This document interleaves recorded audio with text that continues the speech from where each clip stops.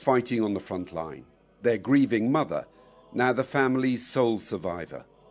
These mass attacks are designed to overwhelm Ukraine's air defences. But Ukraine's own long-range strikes are now posing the same problem for Russia. Jonathan Beale reporting. Before our final story in the programme, just some breaking news to bring you. Air France and Airbus have been found guilty of manslaughter over a plane crash in 2009, which killed 228 people. The Paris Appeals Court found the airline and aircraft manufacturer guilty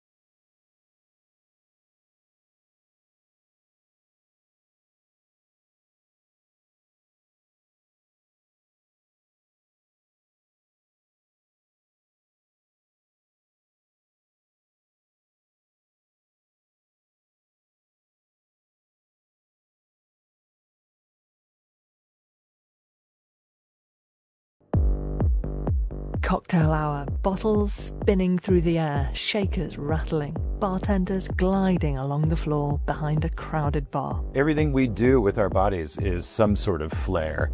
This is The Food Chain from the BBC World Service. I'm Ruth Alexander, and today I'm finding out what it takes to make the perfect drink. It's all about the execution. Ice is really important. Yes! Yes! Bartenders use ice the way a chef uses fire, right? From the glamour of mixing drinks on film sets,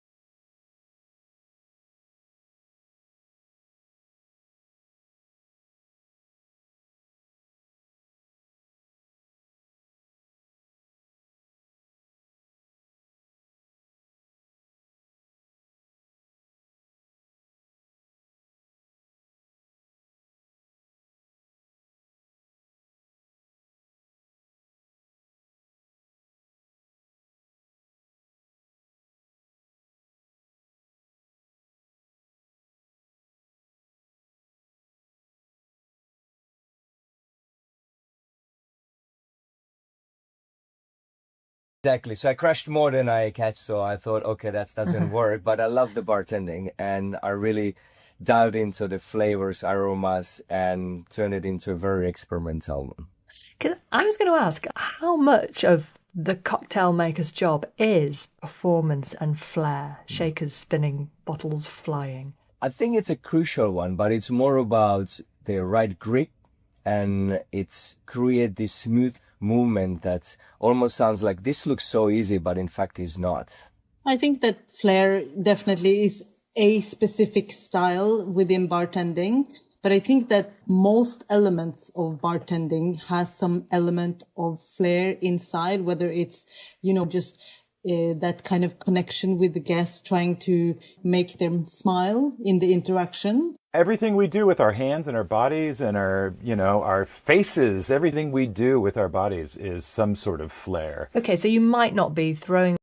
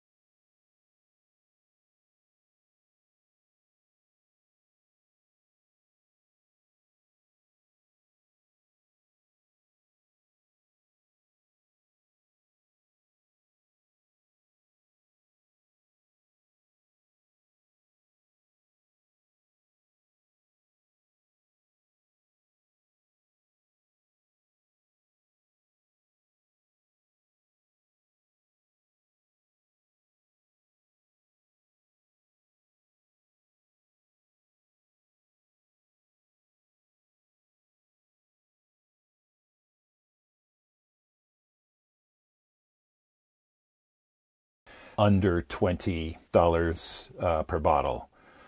Anything on top of that is usually just marketing. And also I would say geography is more an indicator for me what style of vodka I would go for at any given time, because in certain countries, certain regions, they have much more flavorful profiles, whereas other countries it's made to be a bit more neutral. You know, some of the very traditional Eastern European or Scandinavian vodkas, which are made from either potatoes or grains or all kinds of raw materials, they can be premium within the cultural context, but maybe not in the kind of wider, because there's no translation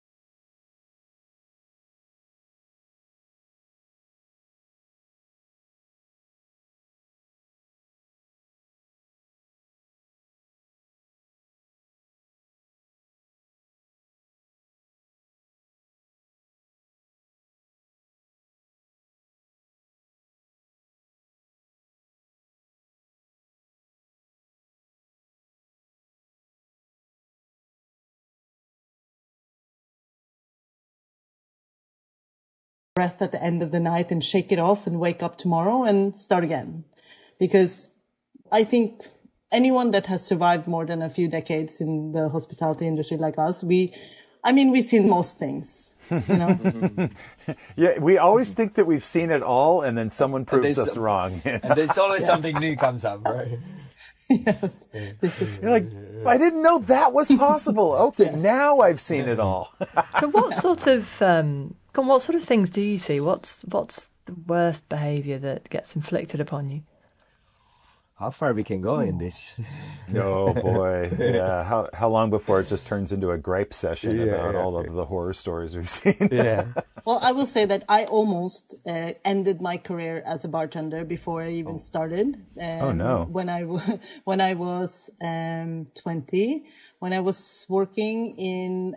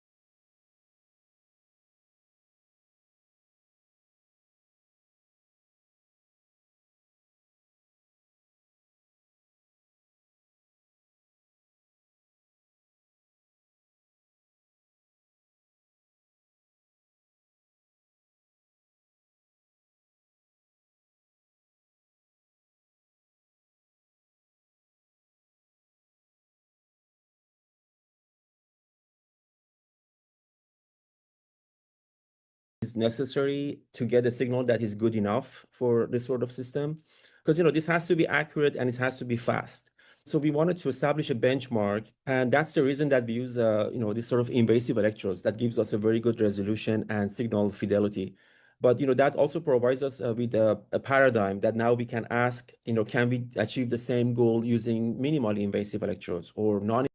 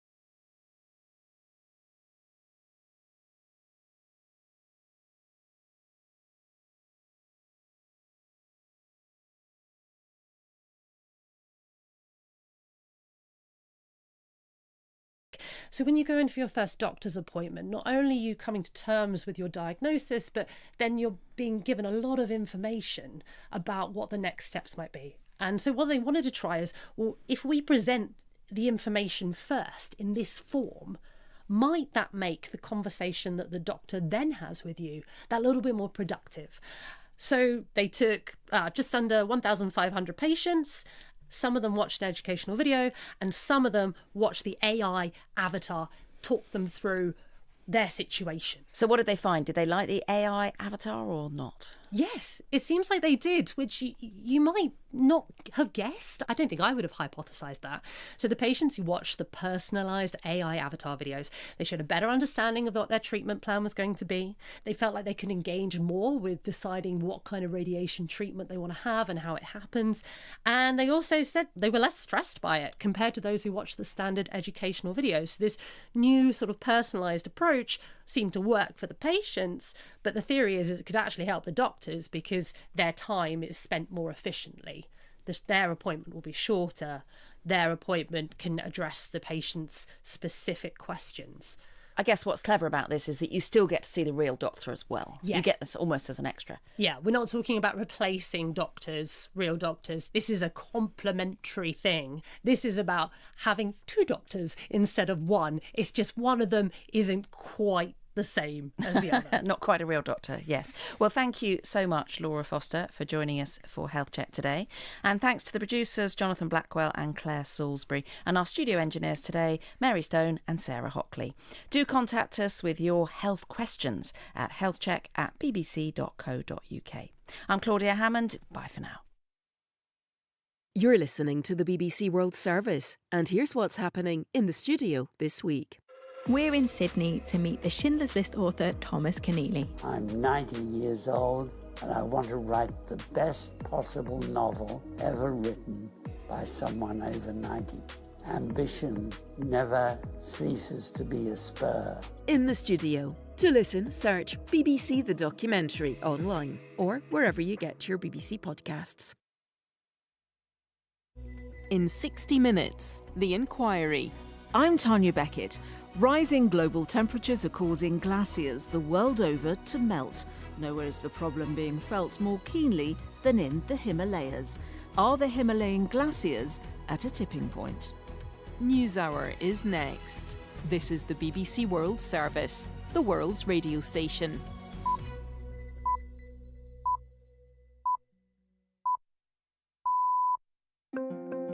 Welcome to NewsHour from the BBC World Service. Hello, I'm James Menendez.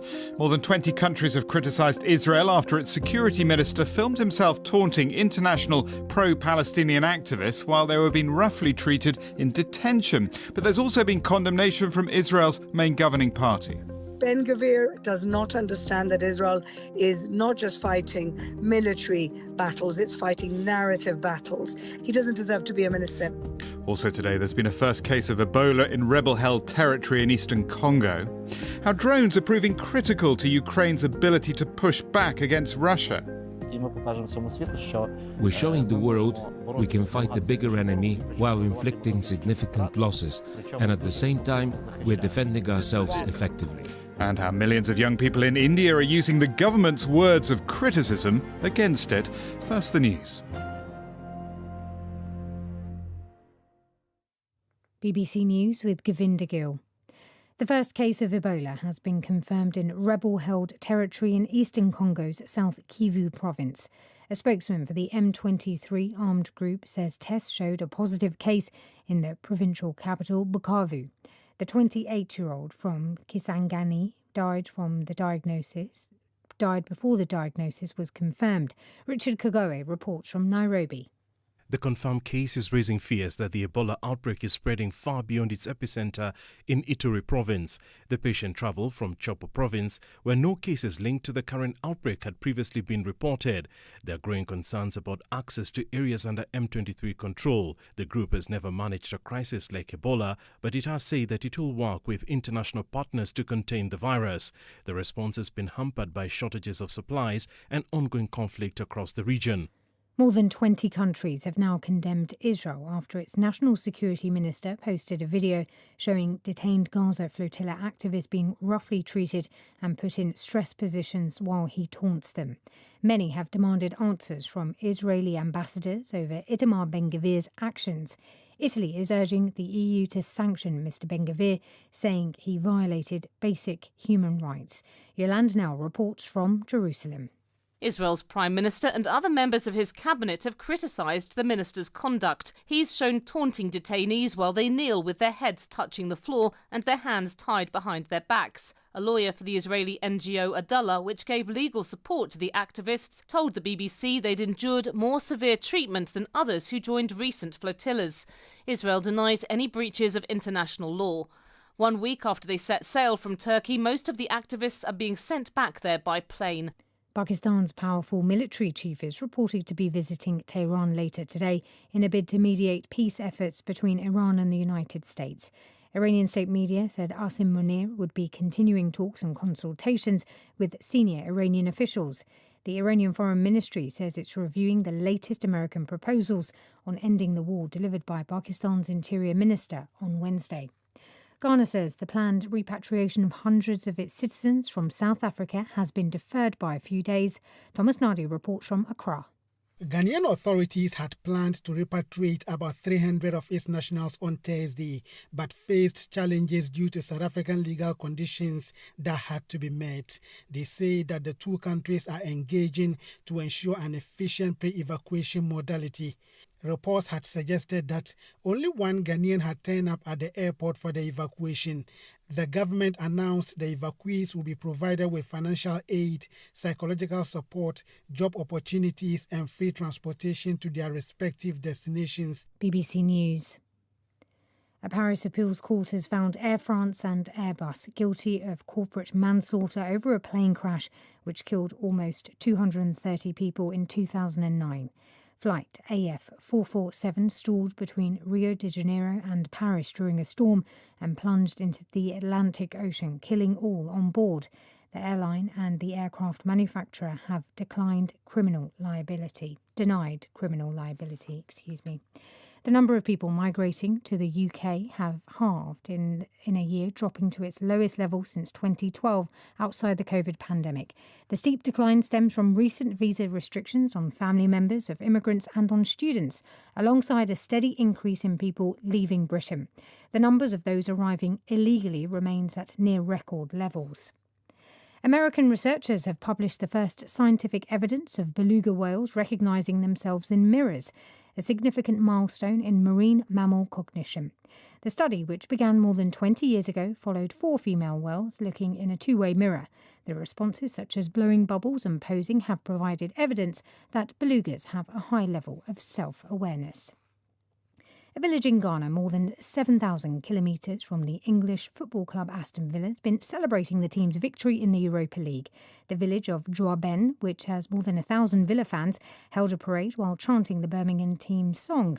Owusu Buachi Amando, whose grandfather set up the supporters club, told the BBC he's sure the team can do even better. I believe that next season we are going to compete hardly and highly in the Champions League. And I'm praying and hoping that we can also win the Champions League next season. Because even last season, we were the only team to beat PSG at home. So I believe that next season, Aston Villa, we are going to perform well in the Champions League next season. That's the latest BBC News.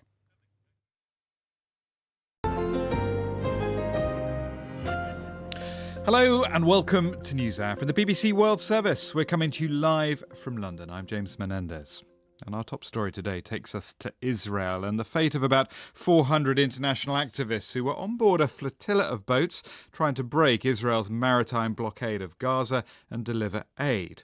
They were intercepted by the Israeli Navy in international waters not far from Cyprus, and eventually all those on board were taken to the port of Ashdod, where they were to await deportation, but not before an international row broke out over their treatment at the hands of the authorities and the minister in charge, the National Security Minister Itamar Ben-Gvir of the far-right Jewish Power Party, part of Israel's governing coalition. They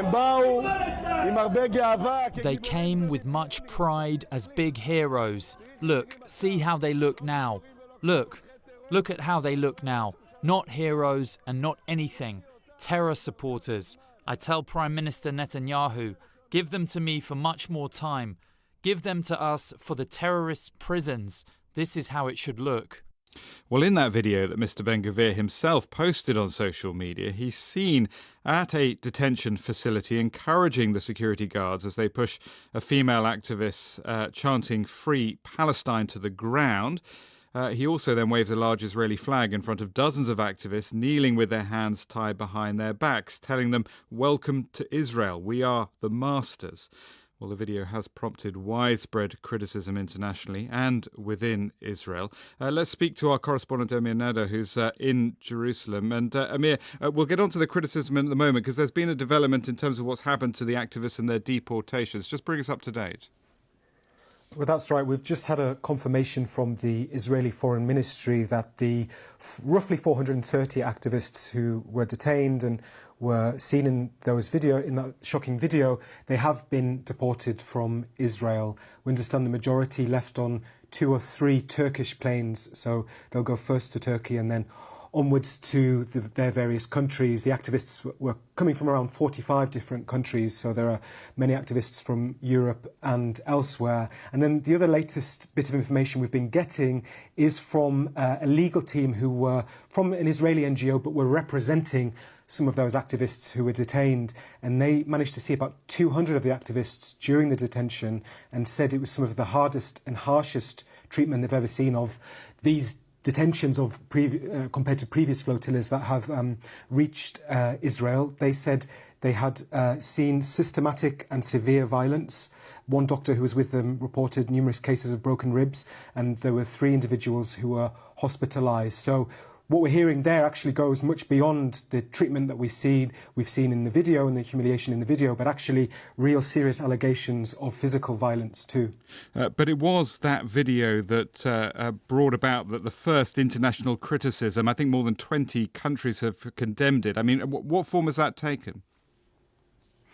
That's right, and you've seen a number of European countries summoning the Israeli ambassadors in their country, asking for an explanation, condemning what was seen in those videos. You've had the Italian foreign minister calling on the EU to sanction Ben-Gvir, this hardline minister. The UK, for its part, already sanctions Ben-Gvir for incitement of violence against Palestinians in the West Bank, and they've issued a very strong condemnation saying the scenes violated the basic dignity of those detained, but also said that the flotilla underlines and their attempt to deliver aid underlines the real severity of the humanitarian situation in Gaza, which of course was always the point of the flotilla. However, what turned out instead was really a discussion and an exposure of this hardline far-right politics that is very much part of the government in Israel too. Emir, thank you very much indeed. The BBC's Emir Nader joining us live there from Jerusalem. Well, Anita Wittenberg's son, Sebastian Tau, was on the flotilla, and my colleague Paul Henley spoke to her last night. I last heard from him early in the morning of Monday the 18th, just as they were realizing that ships and Zephyrs were coming towards their boat. And then their internet went out, and I did not hear anything again, and I did not see his ship being boarded on the live stream of the global Samud flotilla. So that's the last time I heard from him. And he knew that he was going to be captured. Apparently, he sent you a last message before it went dead, didn't he? Yes, he did. He did. And what the message just said, what? I love you. It said, I love you. Right. And do you know what's happened to him now? As of today, I know that he was on a ship, and I know that he was at a port of Ashdod. And as today, I have been given the information that he will be transferred by 2.5-hour bus to a detention center that I cannot pronounce, but I assume it's a prison in the desert. Have And you then seen, from there, have you process seen him. the video posted online by the security minister in Israel? Thank you. I only saw part of it. I found it difficult to watch. The organization did contact me early this morning to let me know that it would be put out, and so I've only looked at it selectively. What do you think of it? What you saw? I'm not surprised. I'm not surprised by the brutality of this regime. That is why my son, who is a 24-year-old recent university graduate with a heart for justice, decided to go and to use his body to defend and to say that I want to bring aid to the people of Gaza who are suffering. Did he think he would? I'm not surprised. Did he think he would make it to Gaza, or did he expect to be taken into captivity earlier than that? He was very hopeful that they would make it to Gaza. Very, very hopeful of that. Of course, he knows the past flotillas. He knows the history. But, yet all the way along, his messages were always of high spirits and hopefulness, because hope keeps us going. What sort of effect has this had on you emotionally? Well, obviously, I'm upset, but I'm more angry than anything. I'm angry at that these 428, 30 people have been, captured, unarmed people from all over the world bringing humanitarian aid, that they've been captured in the 250 miles from Gaza in the broad daylight, and I watched it. And so I think I'm more angry than anything. I hope and pray that he is safe and that he will be unharmed, but I knew the risks too, because I support him and his heart for justice. Anita Wittenberg speaking last night. Well, Itamar Ben-Gvir, the security minister, his actions also drew rare criticism from the Israeli Prime Minister Benjamin Netanyahu, who described them as being not in line with Israel's values. Well, Fleur Hassan Nahum is a member of Benjamin Netanyahu's Likud party. She's a former deputy mayor of Jerusalem and now a special trade envoy for Israel. What did she think of the video when she saw it? I was disgusted, quite frankly. It's political electioneering by a minister that unfortunately doesn't understand the consequences, or maybe he does understand the consequences and he doesn't care. It's very sad when you have people putting their own electoral interest before the interests of the country. The policy of the state of Israel is not to act in that way. The Prime Minister has come out against it. The Foreign Minister has come out against it. And it makes our job very difficult. We've been fighting a narrative warfare for 2.5 years, and this man comes and puts a grenade in the middle of all our efforts. Benjamin Netanyahu described the actions as not in line with Israel's values, which is what you seem to be saying as well. But I mean, the assumption from that seems to be that before this happened, Itamar Ben-Gvir, as a minister, that his behaviour was in line with Israel's values, was it? Well, I don't know everything that he does, but, Israel is a country which has a very delicate political system. It's a coalition system. And as a result of that, you have ministers from different parties, some of them more extreme, that take ministries because that's the way that the government is formed. Yeah, but that's what I mean. He was brought into government, even though he has several convictions, 8 convictions, including one for incitement to racism. Has he been a controversial minister? Yes, absolutely. Do most of us agree with the way he goes about doing his business? Absolutely not. Do we have a system that unfortunately gives these ministerial positions to unsavory characters? Yes. And let me say something else. If the center-left of this country agreed to sit with the center-right of this country, then we wouldn't have the need for ministers who represent more extreme points of view. Well, let me put it another way then. I mean, do you think it was a mistake for Benjamin Netanyahu to bring him into coalition? I mean, he didn't have to form a government with him, did he? He did. I mean, he could have said, you know what, I'm not going to form a government, even if that means not being prime minister. I'm not going to sit down with someone like Itamar Ben-Gvir in government and have him representing the country as part of the government. Yes, I'm with you. If I would have been in Netanyahu's shoes, I might have said exactly that. So why not sack him now, for example? I mean, just say, look, this has been a huge embarrassment. It's drawn criticism from a whole host of Israel's allies, Australia, Canada, the UK, even the US ambassador has criticised this. So why not just expel him from the government? Well, the truth is that at this point, when there's going to be an election, and let's be honest, this is why this has happened now. This is why he did this performative ridiculousness. And I want to just add that the whole flotilla operations is all one big propaganda campaign from the Israel haters. And what Ben-Gvir has basically done is given them that clip that they were looking for, because up until now, it's been pretty uneventful, and it might have put off other activists doing this very performative thing. They're not taking any type of humanitarian aid to Gaza. We all know that. These are mainly performative, ridiculous actions by these so-called activists. Why won't he sack him now? Well, the truth is, if he wanted to sack him, now is the time, because we're going to be in an election cycle very, very soon. There's another point here, isn't there, which is that, I mean, this is rare criticism from the Prime Minister and, as you say, also the Foreign Minister towards him. Have they only stepped in to criticise him because these were foreigners, these were Westerners from countries that are Israel's allies? I think that they condemned it because it was so outrageous and it's not in line with what we've done up until now. Up until now, like I said, I mean, it's been so uneventful that the last activist, the one that was actually arrested, showed up in an Israeli court pretending to have his hands tied behind his back. That's how uneventful it's been.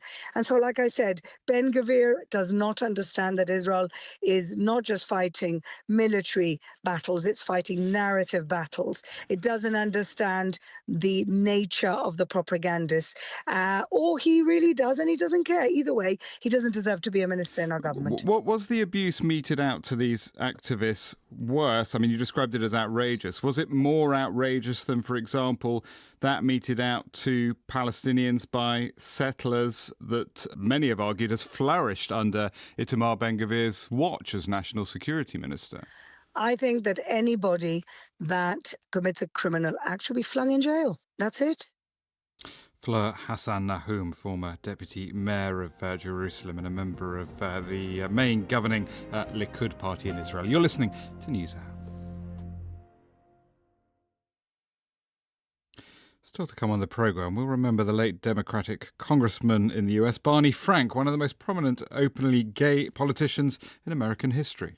I think people will remember Barney as a hero and an authentic human being. He never tried to be anything other than who he was and what he was. And in doing that, really changed the world for countless people who were LGBT and would come after him. More on that coming up in just over 10 minutes. Our main headlines from the newsroom this hour. M23 rebels in eastern Congo have announced the first suspected death from Ebola in South Kyiv province. We'll get more details on that in about 15 minutes. And the powerful head of the Pakistani military, a key ally of Donald Trump, is expected in Tehran today to add momentum to peace talks with the US.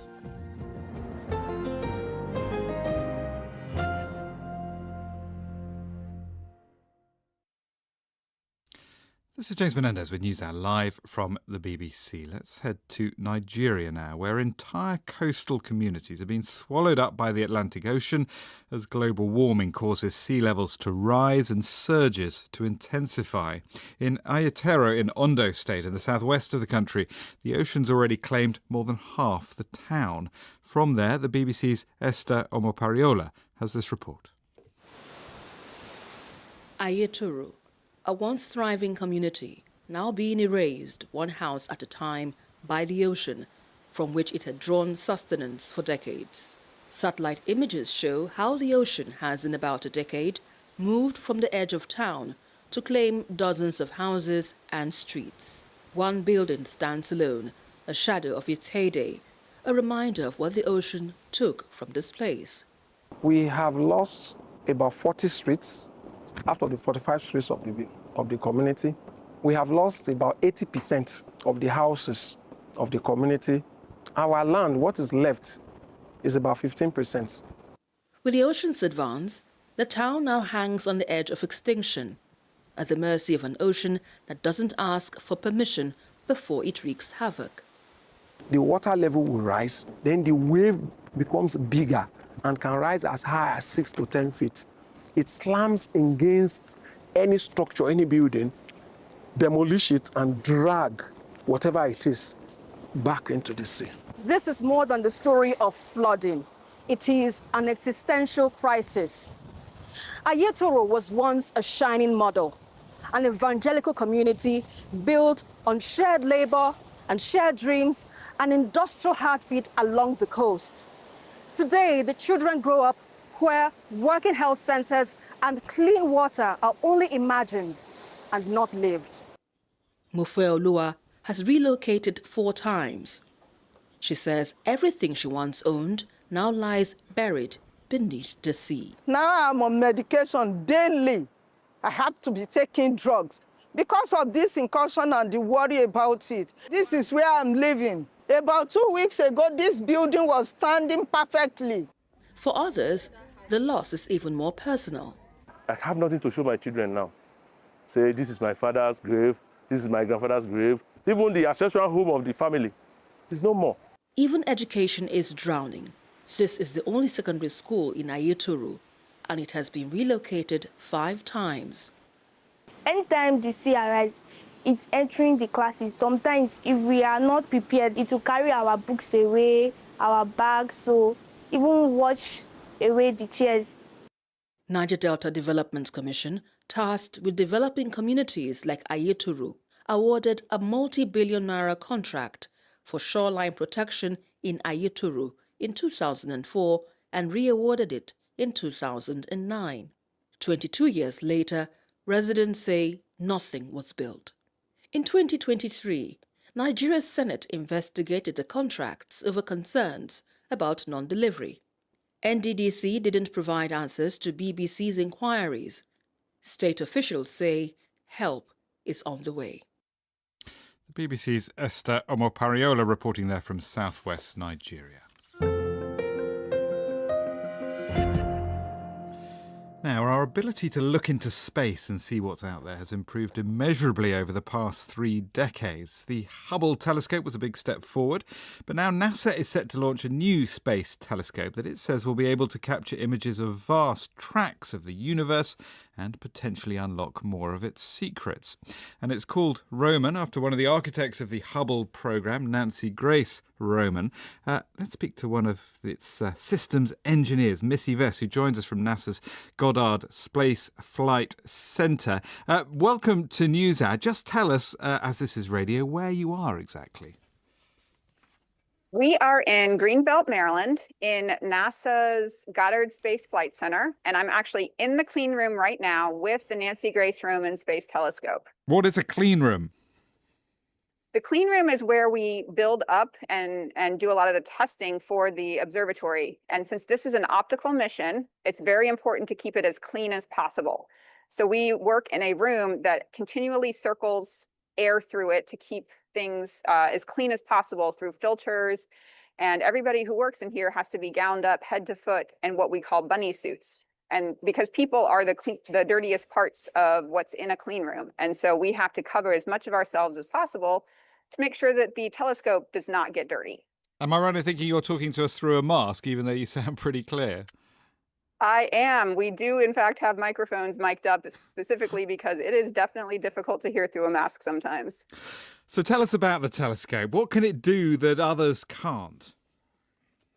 So the biggest thing about Roman is that we have what we call our wide field camera, our wide field instrument. It has it's a 300 megapixel camera. So we have 18 4,000 by 4,000 pixel detectors, and that covers more of the sky in one image than 100 to 200 different images from Hubble or James Webb.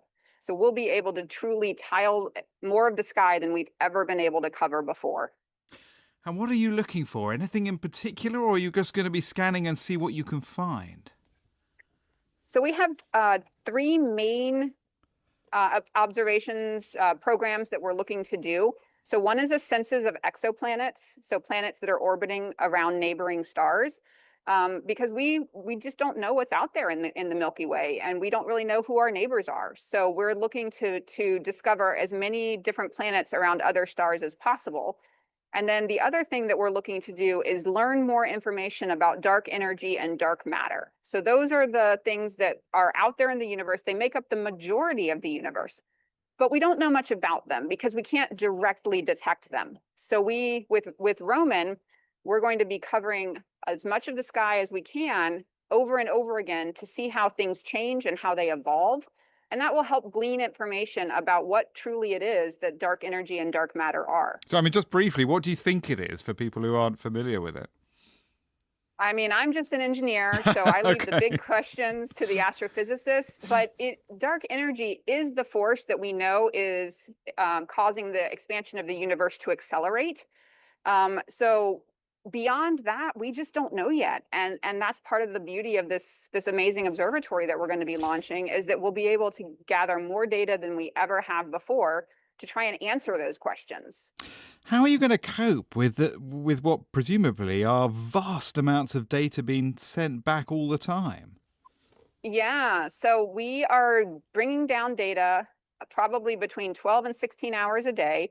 And it's so like if Hubble, we have more data coming down daily than about 100 times at least what Hubble and James Webb do. But what's going to happen is it's going to go out onto the cloud, and just anybody can access it. So it will be out there for anybody to pour through and come up with whatever findings might be out there. And so we're going to rely on not just the science community at NASA or the universities, but anyone across the world. When is it going to be ready for launch? So we will be launching in early September. We are, right now, we are close to the point where we'll pack it up for shipment. It will go down to Kennedy Space Center, and we will be launching in early September. The best of luck with it. Missy, thank you very much indeed for joining us. That was Missy Vess, systems engineer for that new Roman telescope, speaking to us from NASA's Goddard Space Flight Center. You're listening to NewsHour. Do stay with us. Lots more coming up in the second half of the programme. Do stay with us.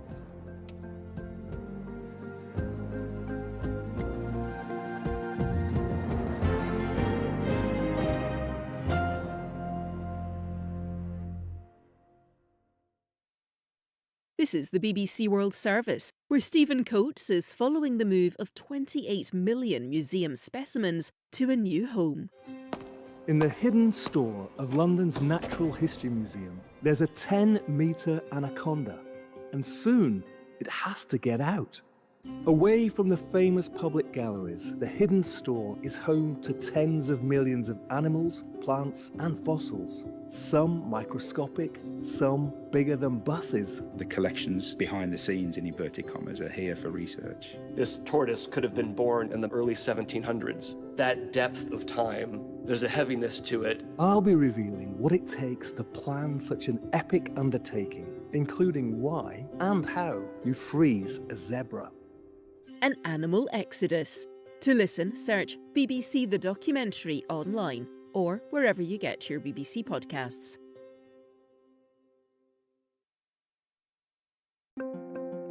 And coming up on NewsHour in the next 30 minutes, the Ebola outbreak spreads to rebel-held territory in eastern Congo, raising fears it may become even harder to contain. Also, the hunt for a fugitive Philippine senator. And is India's cockroach party, which started as a joke, about to become a real political force? All that's coming up after the news.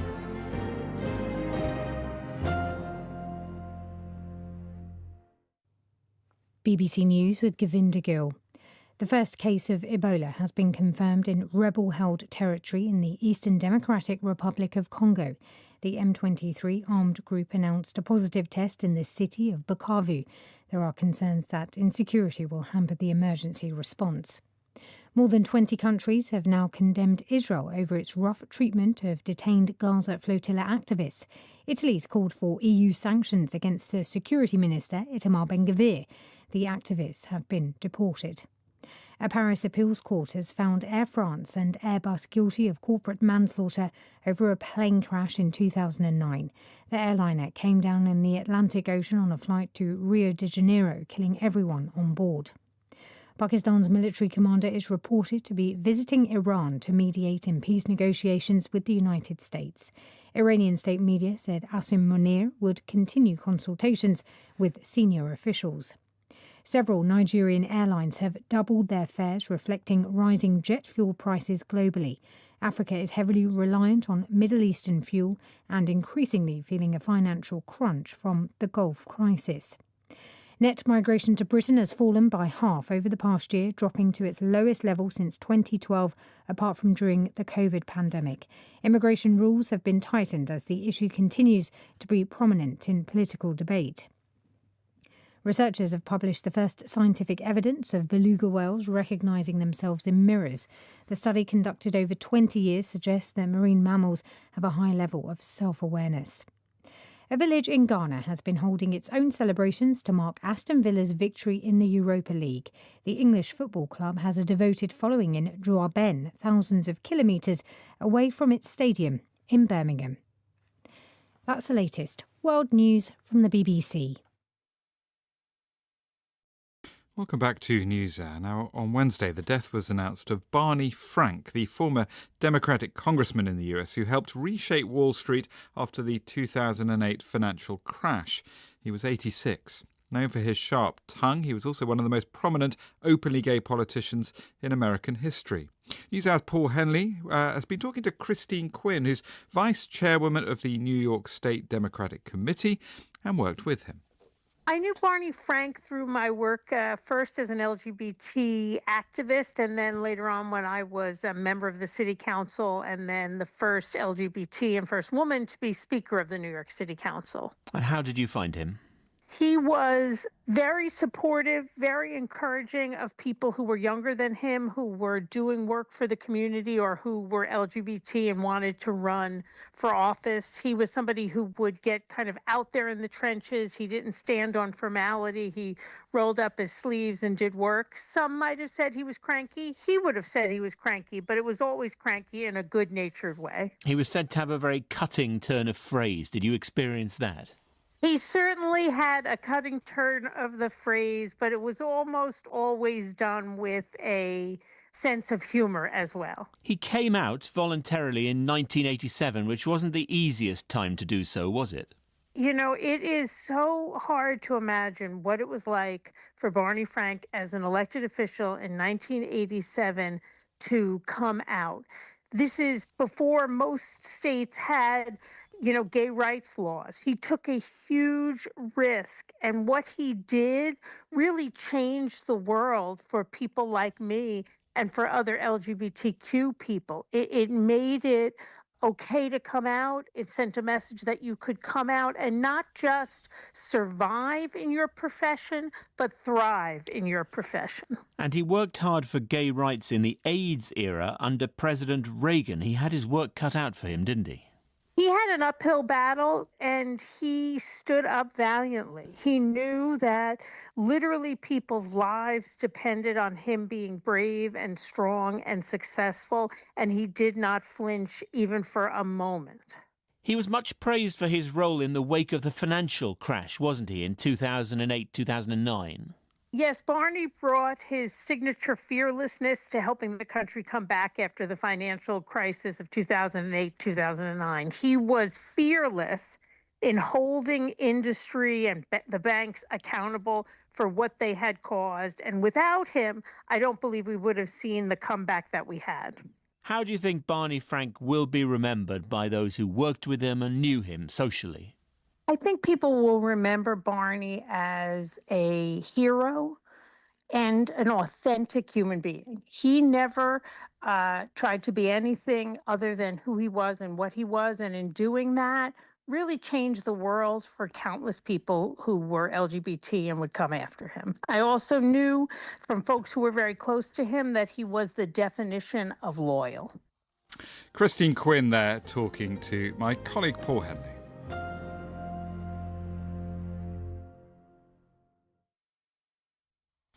This is the BBC World Service in London. You're listening to NewsHour, and I'm James Menendez. The Ebola outbreak in the Democratic Republic of Congo has taken a dangerous new turn, with the first suspected death being reported in rebel-held territory in South Kivu province. Now, that's hundreds of kilometres from the outbreak's epicentre in Ituri to the north.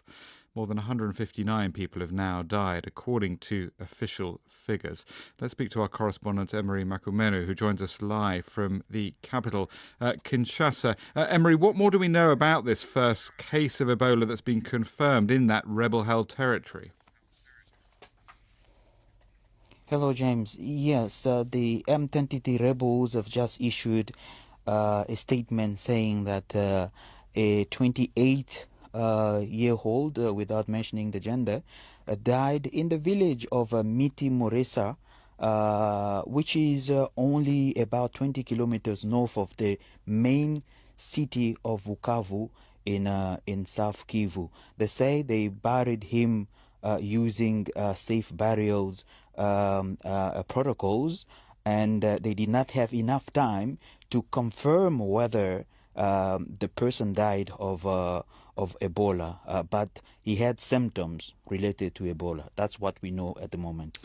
So it's clear that the disease is spreading a long way away from the first cases. But what are also the problems associated with this part of eastern Congo, the fact that it is held by rebels? What are people worried about?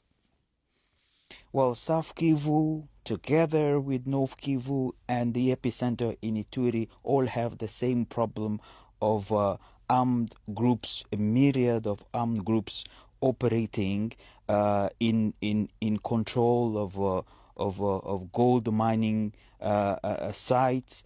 And only this year the government has been fighting with the M23 over the control of Uvira, just overlooking the Burundi on the other side of the lake Kyiv. So it is one of the insecure provinces of the country, also facing quite a significant number of internally displaced, and also quite a number of people who are also coupling with other diseases, cholera, mpox. So it's a mix of all of these issues that is also affecting South Kyiv province. So people moving around, as you say, internally displaced people living in presumably pretty or very basic conditions. And what the conflict also is going to make it difficult for international medical staff to get there, presumably, if a wider outbreak in this part of the country needs to be contained. Well, I should underscore that this case of South Kyiv hasn't been confirmed by the authorities in Kinshasa. We understand they are collaborating on this specific Ebola outbreak, so we are waiting for Kinshasa to confirm the case. But the response as a whole in all the three provinces are facing challenges of movement due to the ongoing active fighting between the army and various armed groups, and that is one reason that can delay help for those who have contracted the disease. Yes, and delay in reporting those first cases. Emery, thank you very much indeed. That was the BBC's Emery Makumenu joining us live from Kinshasa. Now, Ukraine says it wants to be able to shoot down 95% of Russia's long-distance drones by the end of this year. In recent months, Moscow has been stepping up its long-range strikes, but so has Ukraine, launching hundreds of drones a day at Russian oil refineries and at its cities. The two countries' air defences are being tested like never before. But as Jonathan Beale reports, Ukraine is making significant advances when it comes to defending its skies. Russia's still trying to pummel Ukraine into submission. This month launching one of its largest attacks. More than 1,500 drones and 56 missiles within 48 hours. But most were shot down. Yuri Mironenko, Inspector General at Ukraine's Ministry of Defense, says they're getting better at defending their skies. With ballistic missiles, it's not so easy, but for Shaheds, we're working. And I think now we are, unfortunately, the best in the world. Ukraine's using all means possible to improve its air defenses, including enlisting the help of private companies and civilians to target Russian drones. We're in a basement where there are just rows of desks, computer screens that show maps and also cameras. This is where this private company is tracking Russian drones and shooting them down. A lot of the people operating the systems, just simple gaming controls, have been trained for 3 weeks. They could be mums, they could be veterans, they could be taxi drivers, and this is now their job, working for a private company, hunting down Russian drones. They fire remotely controlled machine guns, and it's all plugged in to Ukraine's military system known as SkyMap, which fuses information from radar and thousands of sensors. On the map we can see a drone approaching one of the mobile automatic guns they've got trained on the horizon, waiting to see if it comes within range. It's not complicated, it's very simple. It's controlled just like a computer game, like you'd play on a phone, an Xbox or PlayStation. Anyone can control it. Ruslan's the head of Karmin Sky. We are fully integrated into the military system. This isn't the Wild West. We follow the instructions and the commands of the military. Embracing innovation and technologies, giving Ukraine an edge.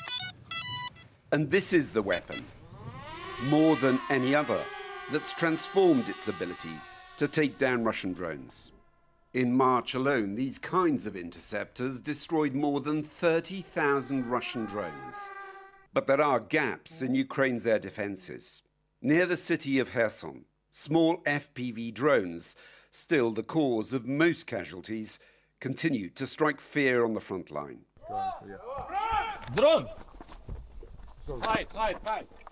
The simple rifle, this Ukraine Marine unit's last line of defense.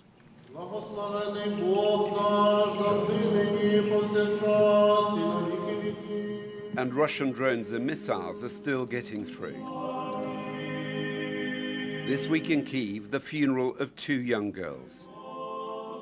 12-year-old Lubava and her 17-year-old sister Vera were among 24 killed when a missile hit their apartment block. They'd already lost their father fighting on the front line, their grieving mother, now the family's sole survivor. These mass attacks are designed to overwhelm Ukraine's air defenses. But Ukraine's own long-range strikes are now posing the same problem for Russia.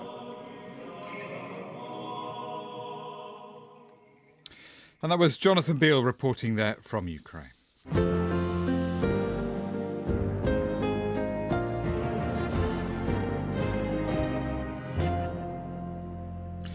We're going to head to the Philippines now. The latest twist in the search for a missing senator wanted by the International Criminal Court. Last week, Ronald De La Rosa was holed up inside the Senate building trying to evade arrest after the ICC issued its warrant. As we reported at the time, there were some shots fired as the security forces moved in, but he disappeared. Well, now the country's Justice Department has issued its own arrest warrant. Mr. De La Rosa, a former police chief, is wanted by the ICC in connection with a series of murders of users during former President Rodrigo Duterte's war on drugs. He is already in detention in The Hague. Let's talk to journalist Danilo Arau, who joins us now from Manila. Danilo, good to have you with us again on the programme. Any clues at this stage as to Mr. De La Rosa's whereabouts? There's no idea because apparently he left on the night of, in the morning, very early in the morning of May 14 here in the Philippines, and nothing has been heard from him since. The rumor is that he's still in Metro Manila, but there are still other versions of the story that he's already in Mindanao, which is the southern part of the Philippines. Okay. How did he escape the Senate building? Yeah, how did he escape? No one knows, but based on the initial information, he was helped by a fellow senator to leave at around 2:30 in the morning. And even the Senate president, the newly installed Senate president, ended up protecting him, even saying and clarifying and gaslighting to the media that he did not escape and that he was free to go. The mental gymnastics here in the Philippines is quite outstanding based on the circus at the Philippine Senate. Is the assumption also that as a former police chief, he still has, friends in the police and they may be helping him too? Yes, most definitely. There are friends of De La Rosa in the police because he used to be the chief of the Philippine National Police before he became a senator. So that's why even the National Bureau of Investigation had to step in to serve the arrest warrant from the International Criminal Court. Just remind us what he was doing in the Senate and how this fits into a sort of much wider political context. Okay, he was there at the Senate on May 11 after about 6 months of hiding because there was the impeachment complaint has been passed in the House of Representatives, and there was already the transmission of the articles of impeachment within that week. There was a need for them to reorganize the Senate leadership so that right now the new Senate president is much more of an ally for the vice president who was impeached. Her name is Sara Duterte. So it's safe to say that De La Rosa, along with the new majority in the Philippine Senate, these are all allies of Vice President Sara Duterte, who was recently impeached. Right, and Sara Duterte is related to Rodrigo Duterte. Again, please, I'm sorry, it's a bit noisy And there at tell the us, studio. Could you please repeat the just question? briefly, just tell us who Sara Duterte is. I'm sorry, again, Just tell us who Sara Duterte is, Danilo. I sincerely apologize. I cannot hear well. Okay, Yeah, I'm again, sorry. please. I think maybe we've got a problem with the line. That's okay. We'll leave it there. That was Delino Arau, journalist speaking to us from the Philippines, from the capital Manila, about the search for that missing Senator Ronald De La Rosa. You're listening to NewsHour from the BBC World Service.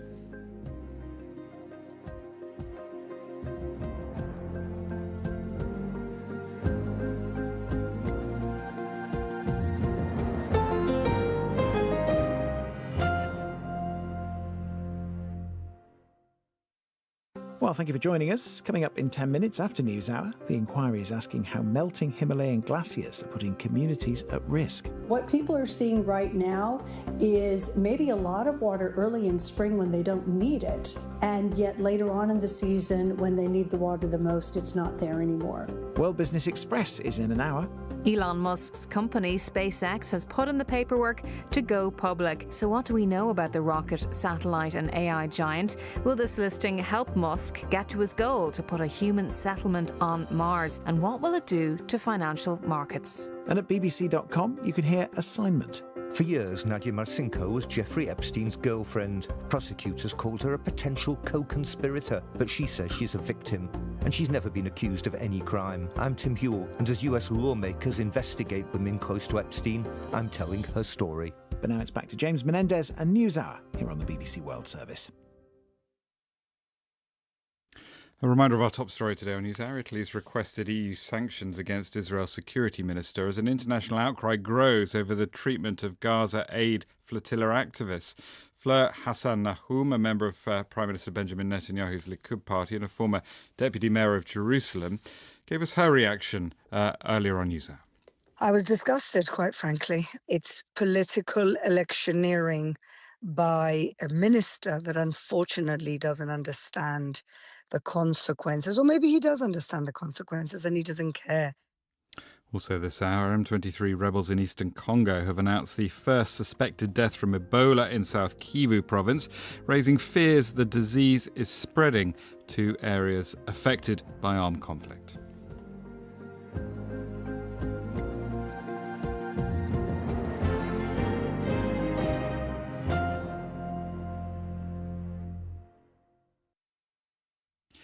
This is James Menendez with NewsHour live from the BBC. Now, within the past couple of hours, a court in Paris has found the French plane manufacturer Airbus and the national carrier Air France guilty of corporate manslaughter. It relates to the plane crash in 2009 that killed 228 passengers and crew, the plane travelling from Rio to Paris. It was France's worst air disaster ever. Let's talk to our international business correspondent Theo Leggett, who's with me live in the studio. Theo, good to see you. Just remind us first of all about this flight 447. What happened?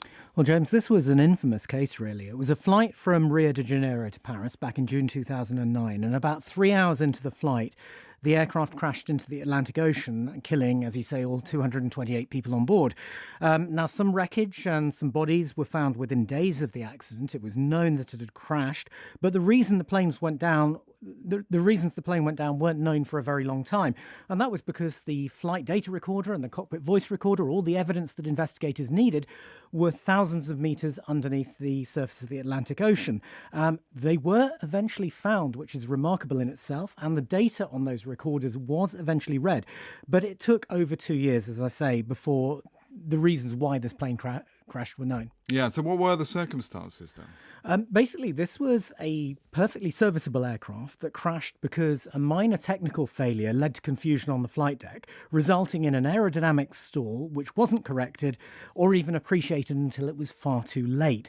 So what happened was the aircraft flew into a storm. It's thought that the pitot tubes, which are airspeed detection sensors, iced up. That starved the autopilot of data, so the autopilot switched off and the controls went into a backup mode, which made them more sensitive and removed many of the automatic safety systems that would normally apply. But this was still a serviceable aircraft. The problem was the captain wasn't on the flight deck. He was asleep. There were two co-pilots there, one of them quite inexperienced, and they became confused and disorientated. They didn't communicate well with one another, and they made contradictory movements on the controls, which basically cancelled each other out.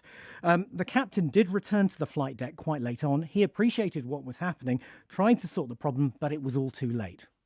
And the significance of today's judgment, because this was by an appeals court, wasn't it? And it reverses an earlier decision, is that right? That's right, and it's been a very long process, and that's partly because the investigation itself took an extremely long time. As I said, it was 2 years before the flight data recorder, the crucial evidence, was even found. And after that, you have an investigation going through the data in meticulous detail.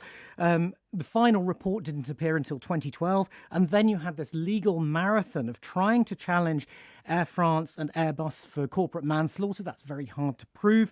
There wasn't a verdict until 2023. That went in the two companies' favour, and that was when we had this case starting, which was an appeal, which has finally seen them effectively convicted of corporate manslaughter. But this could still go further. It could still go to the highest court in France. Theo, thank you very much indeed. Our international business correspondent, Theo Leggett, with us here in the studio. Now, how's this for fighting back? An online political group set up in India as a satirical joke has garnered more than 16 million followers on Instagram in just 4 days. That's 3 million more than the governing BJP or Bharatiya Janata Party has. It follows comments by the Chief Justice of India, or CGI, who described unemployed young people as cockroaches. And so the Cockroach Janata Party was born. Its founder is Abhijit Dipka, a 30-year-old political communications strategist. Let's talk to the BBC South Asia correspondent Azadeh Mashiri, who's on the line. Azadeh, nice to talk to you. What more do we know about this Abhijit Dipka, the founder of this Cockroach Janata Party? Well, I spoke to him earlier today, and he's the political communications strategist as well as a student. He's actually a student in the United States at Boston University. And this isn't really his first foray into political commentary or dissent on social media. He did previously work for the Aam Aadmi Party, which was another political organization that was focused more on anti-corruption in India. And when I spoke to him this time around, he said it all really just started as a bit of a joke, that it was just this one tweet that said, what if all cockroaches come together? And the reaction sort of overwhelmed him. And he really talked about how proud he actually was of how creative and innovative some of the dissent he was seeing online is. I mean, innovative is really talking about a lot of cockroach memes. There were even some people in the fields who were working, who were sending videos, younger Indians, of sticking some sticks on the top of their heads and mimicking, the cockroach's form. And so he has always been interested in politics. So it's not too surprising that he's the one who started this movement. But it really has grown so quickly in the last 4 days in a way that he's surprised by as well. Even today, millions more people joined that Instagram platform throughout the day. So this is someone who is used to protest movements. He's someone who's used to the world of politics, but this definitely isn't the sort of reaction he was expecting. Why was the Chief Justice talking about young people as cockroaches? I mean, what was the context for that? Yes, so there was a very big reaction to what he said. He would dispute the way that it's been interpreted. But the conversation during an open hearing was about legal accreditation, someone joining the legal profession. And he was criticizing, he said, younger Indians who have fake or bogus degrees. That's what he said after the backlash broke out. His exact words were that got clipped up and sent around all over the internet in India were when he said there are youngsters who, like cockroaches, don't get any employment. And he then criticized those who instead go into social media or activism. And so that really triggered something amongst younger Indians, mainly because of the fact that when you're talking about employment, that's exactly one of the issues that Indians find so difficult here. Youth unemployment is double digits. The latest study by one university, Azim Premji University, found that nearly 40% of graduates between the ages of 15 to 25 who've had some form of primary education are unemployed. And that goes to 20% when it's Indians between the ages of 25 to 29. And so the reaction was very strong. And it really is that bigger context that speaks to the wider discontent in India. So while it's not quite clear what will come of the Cockroach Janta Party, it has become a vehicle for younger Indians to voice some of their frustration. Yes, it is early days, just 4 days, but it'd be interesting to see whether it does become an actual political movement. Azadeh, thank you very much indeed for joining us. That was the BBC South Asia correspondent Azadeh Moshiri joining us live. And that brings us to the end of this edition of News Hour. From me and the rest of the team here in London, thanks so much for being with us. I'll be back again tomorrow at the same time. Until then, take care. Bye-bye.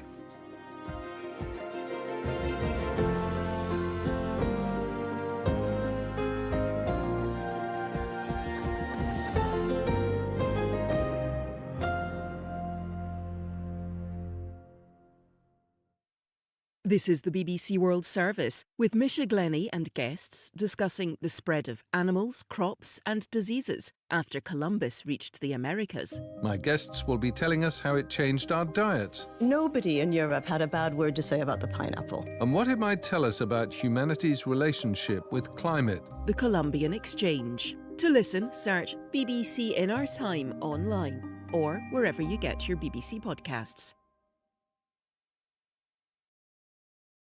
In 50 minutes, it's World Business Express, and then on Outside Source. This has been a week which has seen the end of trophy droughts for several teams. We've heard from Arsenal fans. Now it's the turn of all those across the world who support Aston Villa. They've just won a major trophy. This is the BBC World Service, the world's radio station.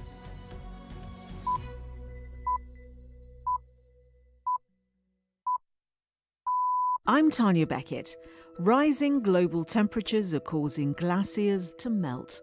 Nowhere is the problem more keenly felt than in the Himalayas. Because of the warming winter months, ice that used to form before, which provided an assurance to the community about water being available throughout the year, is not forming.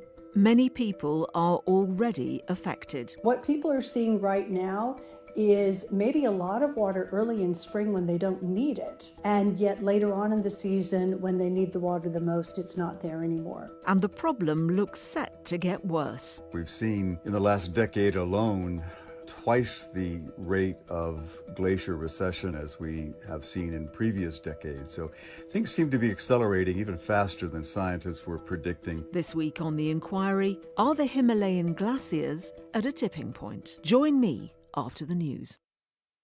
I'm Debbie Russ with the BBC News. The first case of Ebola has been confirmed in rebel-held territory in the Democratic Republic of Congo's eastern South Kivu province. A spokesman for the M23 armed group says tests showed a positive case in the provincial capital, Bukavu. The 28-year-old from Kisangani died before the diagnosis was confirmed. Richard Kagoe has more details. The confirmed case is raising fears that the Ebola outbreak is spreading far beyond its epicenter in Ituri province. The patient travelled from Chopo province, where no cases linked to the current outbreak had previously been reported. There are growing concerns about access to areas under M23 control. The group has never managed a crisis like Ebola, but it has said that it will work with international partners to contain the virus. The response has been hampered by shortages of supplies and ongoing conflict across the region. Officials say 159 people have now died among more than 600 suspected cases across the region. More than 20 countries have now condemned Israel after its national security minister posted a video showing detained Gaza flotilla activists being roughly treated and put in stress positions while he taunted them. Many have demanded answers from Israeli ambassadors over Itamar Ben-Gvir's actions.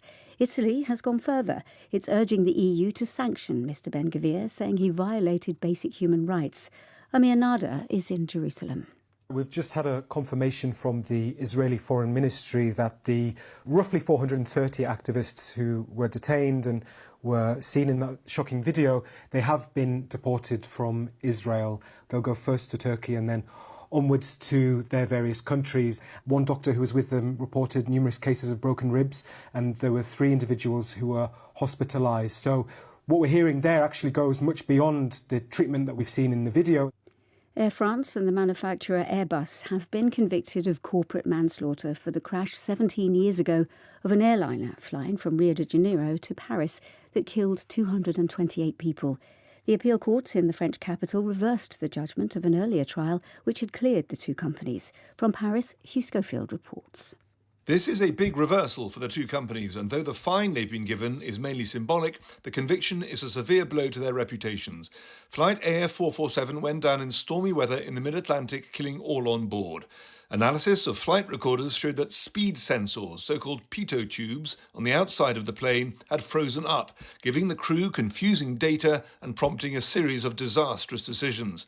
At the first trial, the court decided that human error by the pilots was primarily at fault, but that has now been overruled, with Air France being blamed for not giving proper training to pilots and Airbus blamed for underestimating the vulnerability of the pitot tubes. Hugh Schofield. You're listening to the World News from the BBC. Pakistan's powerful military chief is reported to be visiting Tehran today in a bid to mediate peace efforts between Iran and the US. Iranian state media said Asim Munir would be continuing talks with senior Iranian officials.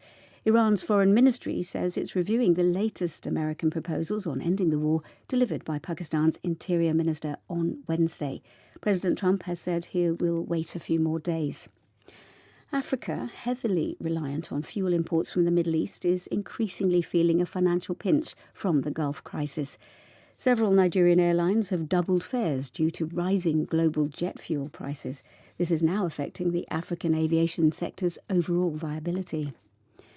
Scientists in the United States say they found the first strong evidence that beluga whales can recognise themselves in mirrors, marking a major breakthrough in understanding animal intelligence. Gigi Ahn reports. The findings are based on footage and observations collected more than 20 years ago, which researchers have now analysed and published for the first time. The study followed 4 female beluga whales as they interacted with mirrors inside their aquarium habitat. Scientists observed behaviours linked to self-recognition, including blowing bubbles, stretching, and repeatedly positioning themselves in front of the glass.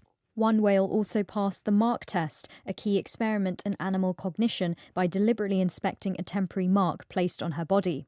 The results suggest belugas may possess a level of self-awareness once thought to be unique to humans.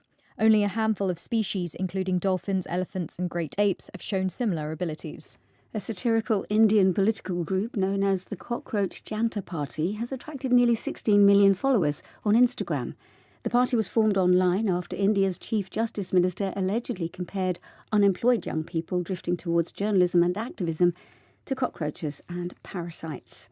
BBC News. Welcome to The Inquiry from the BBC World Service with me, Tanya Beckett. One question, 4 expert witnesses, and an answer.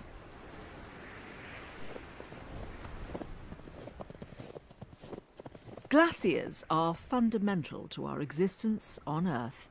They store more than 2/3 of the world's fresh water and are essential to the lives of 2 billion people worldwide. They also help regulate global temperatures by reflecting the rays of the sun. But climate change is causing them to melt away, leading to water shortages, floods, and the loss of biodiversity. Nowhere is the havoc caused by melting glaciers more evident than in South Asia, in the Himalayas.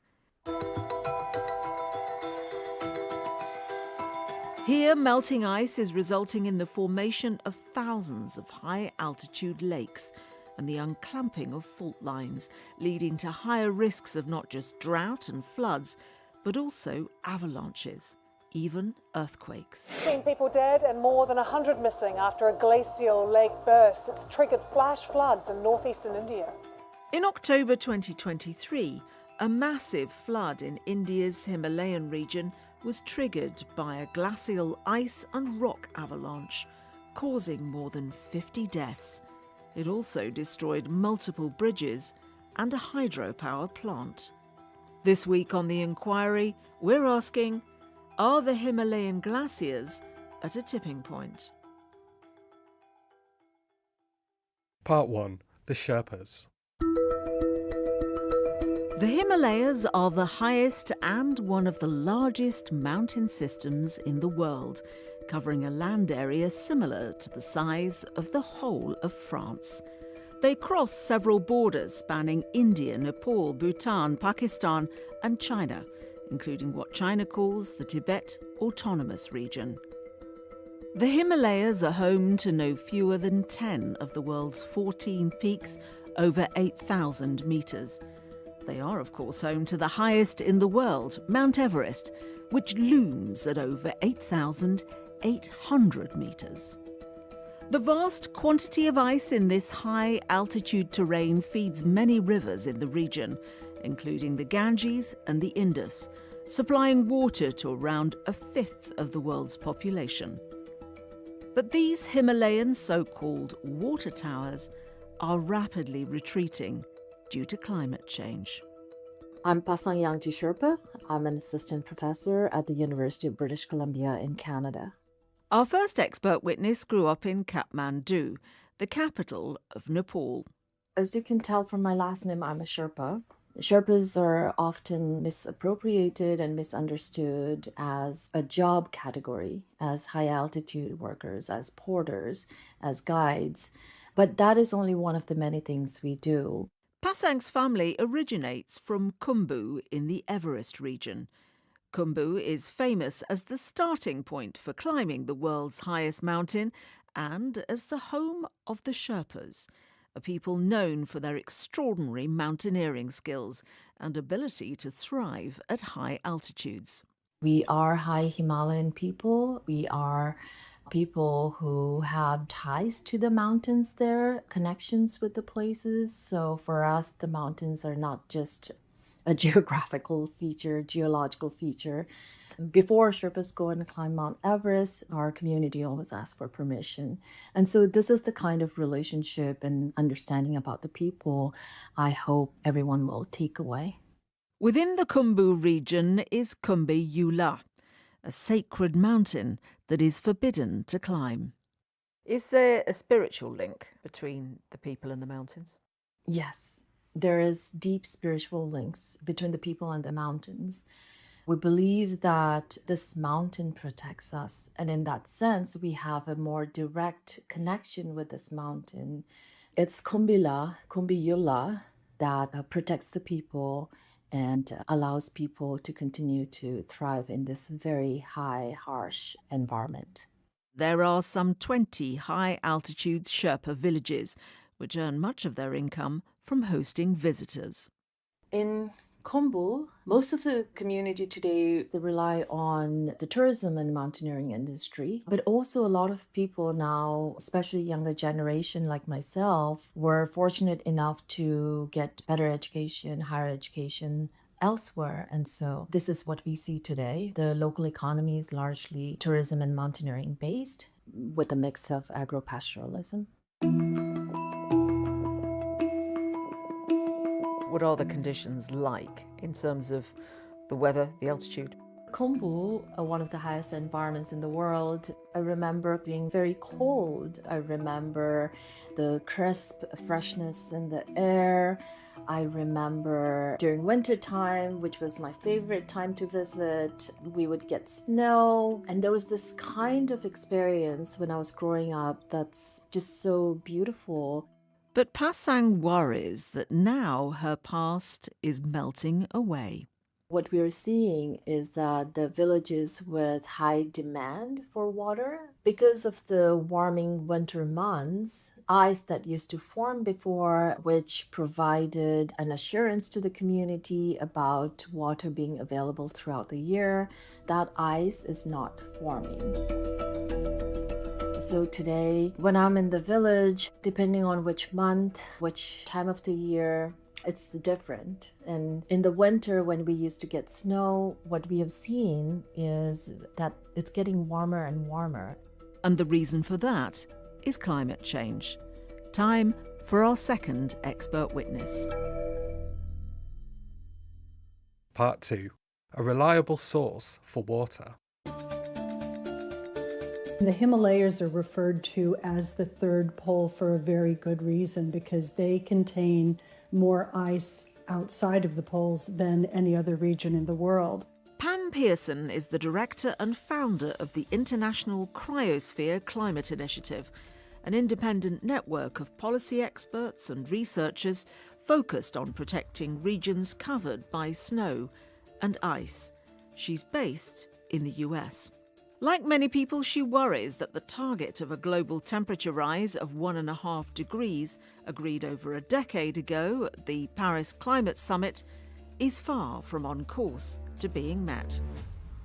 We can see that the glaciers have receded. They've lost, in this particular region, they've lost somewhere between 10 and 20% of their ice. We could lose as much as 30, 35, maybe even 40% of the ice by 2100 if we continue pouring out emissions in the way we're doing right now. And if we stay above 2 degrees for any length of time, you're probably going to see at least half of the glaciers in the region disappear. The ice in the mountains is made up of snowpack that disappears annually, and glaciers, a persistent flowing body of ice that lasts year-round. Higher temperatures lead to an accelerating snowpack and glacier melt, which means more water and floods early in the year and less when water is needed in the dry summer months. It's very complicated when it comes to whether and how people see it downstream, but what people are seeing right now is maybe a lot of water early in spring when they don't need it. And yet later on in the season, when they need the water the most, it's not there anymore. Higher average temperatures make the problem worse year on year. The glaciers are the really reliable source of water for people living downstream, or they have been, because as they shrink, and especially once they disappear, suddenly that top off that's so badly needed in, say, July and August when it's hottest and when it's not raining is not going to be there anymore. And so if you're generating power or if you're trying to grow crops, then it's a real problem not having that ice there to provide water during the hot or drought seasons. Then there is the more immediate impact of catastrophic events. When falling rocks or snow land on a frozen glacier, there's very little impact. But as the ice melts and forms a lake, those same falling objects can set off a flood that washes sand, silt, gravel and boulders down the mountain, forming a slurry so thick that it threatens anything in its path. There are also parts of the hillside that are effectively glued together by ice, and now that glue is disappearing. So you get avalanches, you get flooding, glacier lake outburst floods, which are when you've got the glacier melting quite a bit and it forms a lake at the end. And if the dam that is in front of that, which is sometimes dirt or a mixture of dirt and ice, if that bursts, then suddenly you get a huge amount of water going downstream. And those are what is tremendously destructive, because it's very, very difficult to have an early warning system that's going to catch that in time. A lot of people are looking at that right now because glacial lake outburst floods are projected to really increase as warming continues in the Himalayas. But it's not just higher global temperatures that are causing the problem. Time for our third expert witness. Part 3. Glacial decline. Glaciers are melting everywhere in the world, also in the big mountains of the Himalayas. We've seen this decline of glaciers since several decades, and now it seems to be accelerating. So the melting we're seeing in the Himalayas fits very well into the global picture. Glaciers are retreating all over the world, and this is causing some big impacts. Our third expert witness is Matthias Huss, head of the Swiss Glacier Monitoring Network and glaciologist at the Swiss Federal Institute of Technology in Zurich. The main trend of glacier decline globally is driven by increasing global air temperatures, and these global air temperatures, they're driven by CO2 emissions. Matthias says there is another reason that the Himalayan glaciers are melting, and the cause is more local. Black carbon, what many of us know as soot, comes from the incomplete combustion of fossil fuels biofuels and biomass. It stays in the atmosphere for only a few days or weeks, but it has a significant impact on ice. Black carbon is just aerosols from the atmosphere that go down onto the snow and the ice, and therefore reduce the so-called albedo of the ice surface. So this is how much of the solar light is reflected back into the atmosphere. If we decrease this reflectivity of the glacier surface, more of the solar energy is absorbed, and this accelerates the melting, even though the temperatures might stay the same. So in regions where there is a lot of black carbon from burning fossil fuels, from burning wood, from wildfires as well, this is a visible consequence on the glacier melt. Many parts of the Himalayas have poor access to electrical power. An estimated 300 million people still lack electricity for their basic needs and resort to burning fuel. Black carbon is an important factor, especially in the Himalayas. We know that in India, for example, there is a lot of cooking by fire. This causes smoke, and smoke is consisting of small particles of combustion, of soot, that is transported into the mountains by wind systems. Black carbon can also originate from industries, but also naturally from wildfires.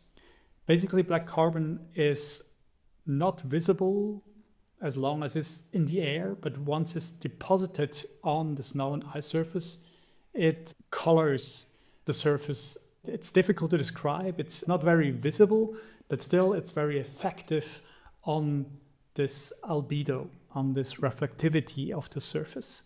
In European alpine regions, Scandinavia and parts of North America, there have been attempts to protect the snow from the heat of the sun by using a sort of cloak. Basically, we have to realize we can't offset the impact of glacier melt, so we can't save whole glaciers or all glaciers in the mountain range. But locally, there are some approaches to slow down the melting of the ice substantially. People are covering the glaciers with white blankets in touristic ski resorts, for example, to keep open the ski slopes for a bit longer. So this is a technique that is pretty widespread in Europe. It is successful, but it also requires a lot of investments financially and has some environmental concerns. But if you wanted to save some ice at a very local scale, so on a few hundred square meters, it is possible. But we have to realize we can't scale this up to save glaciers as a whole. A really difficult question, of course, is whether travellers to the region, who provide the very source of income that allows it to thrive, are a significant cause of this environmental damage. I wouldn't say that tourism as such is a problem to glacier melting. Local tourists, they are not a problem to the glaciers. However, the traveling of tourists to mountain ranges to see glaciers, this causes CO2 emissions and is therefore accelerating global warming. And this again is acting as a source for glacier melting. So locally speaking, it doesn't matter to the glacier if there are 1,000 people stepping over the ice or nobody, but the traveling, this is the issue that is relevant for climate change and therefore glacier decline. What's being done then to protect communities from the impact of glaciers melting? Time for our final expert witness. Part 4. The tipping point. We've seen in the last decade alone twice the rate of glacier recession or ablation as we have seen in previous decades. So things seem to be accelerating even faster than scientists were predicting. Current projections suggest we will lose a massive part of the world's glaciers by the end of the century at the current rate of global warming, and that some may not survive at all. Alton Byers is a scientist at the Institute of Arctic and Alpine Research at the University of Colorado in Boulder in the United States. I think we've reached the tipping point, but that's not to say that all is doom and gloom. But what we can do is work with people, with communities, and help them to mitigate the adverse impacts of these natural hazards so that we decrease the damage and we lessen the number of lives that are lost. Managing the impact of melting is a mammoth task. One of the approaches being used is to introduce barriers. What we found is that people are responding already by doing a number of things. One is by building gabions. Now, gabion is like a meter square wire cage filled with rocks, and you line them up along the channel, along the side of the river, and in many cases can prevent the destructive impacts of smaller floods. And we've seen that happen. We've been there when floods have happened from glaciers, and these gabions that had been installed the year before actually protected the local buildings, local communities. So gabions are great, at least for small floods. They're not that effective for really big floods. That's one thing that we've seen being done without any governmental assistance. People are not waiting for the government or a nonprofit organization to come up and show them what to do. They know what's happening, and they are developing ways to deal with it. And it's not just floods that people need to protect themselves against. It's also higher water levels in the valleys. The local bridges are being built higher over the rivers because people got tired of having them washed away year after year after year through any combination of processes. Regardless, they destroy bridges, they destroy infrastructure, so people have started building bridges higher over the rivers than they have been in preceding decades. A third measure is what our final expert witness calls informal zoning. Many of the certainly tourist lodges up at the trekking trails in Nepal have been built on what are floodplains. Now, they're historic floodplains. Maybe the flood happened 50 years ago, but human memory tends to be very short, no matter where you go. And within 20 years after a catastrophic event, we all tend to rebuild. And I have footage of the flood floating away the tourist lodges.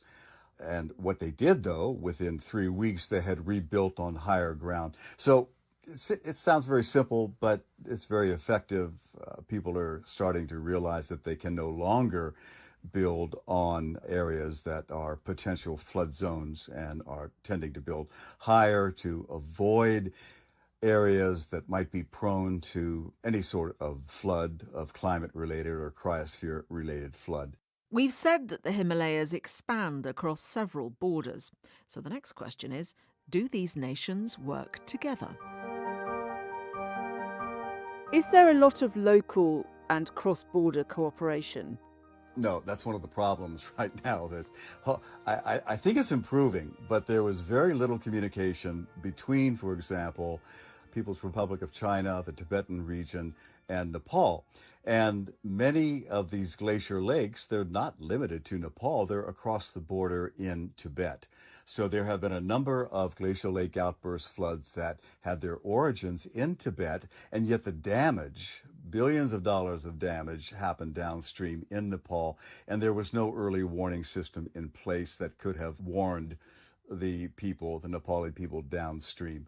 So that is a big problem. People have been talking about it for at least a decade. What do we do about it? And I am seeing signs of improvement. There's improved dialogue between the Nepal government and the Chinese government in terms of ways that they can cooperate and communicate more effectively so that we don't keep repeating this pattern of glacial lake outburst floods or catastrophic events with origins in one country, and yet it's the other country that suffers.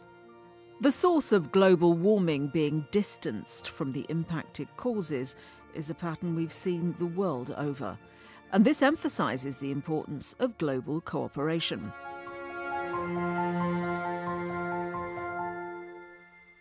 So now we return to our question.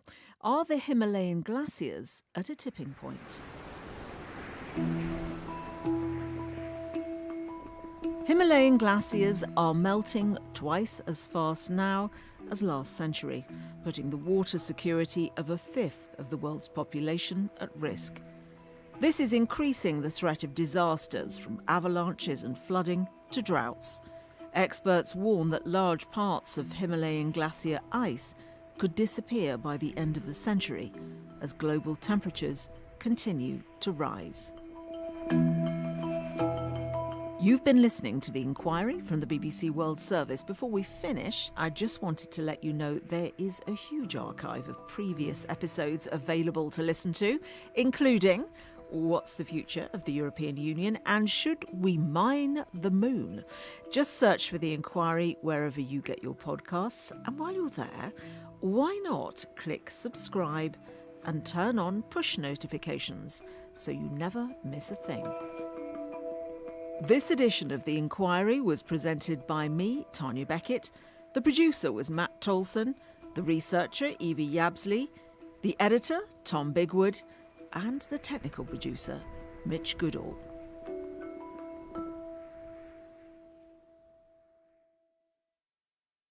This is the BBC World Service, uncovering gripping stories from around the world, episode by episode.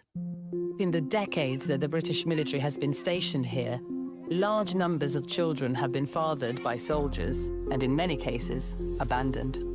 When we left, there was this wonderful feeling. But it was only the beginning of a nightmare. It's a story of fame, power, and vengeance, echoing far beyond India's borders.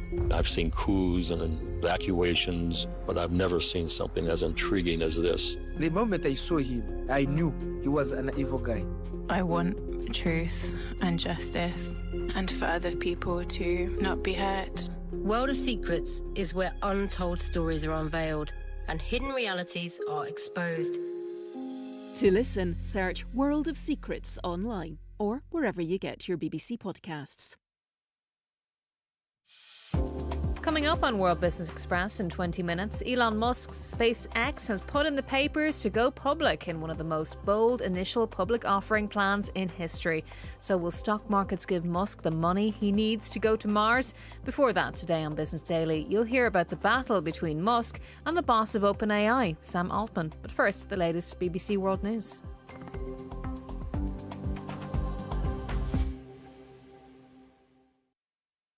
BBC News with Debbie Russ.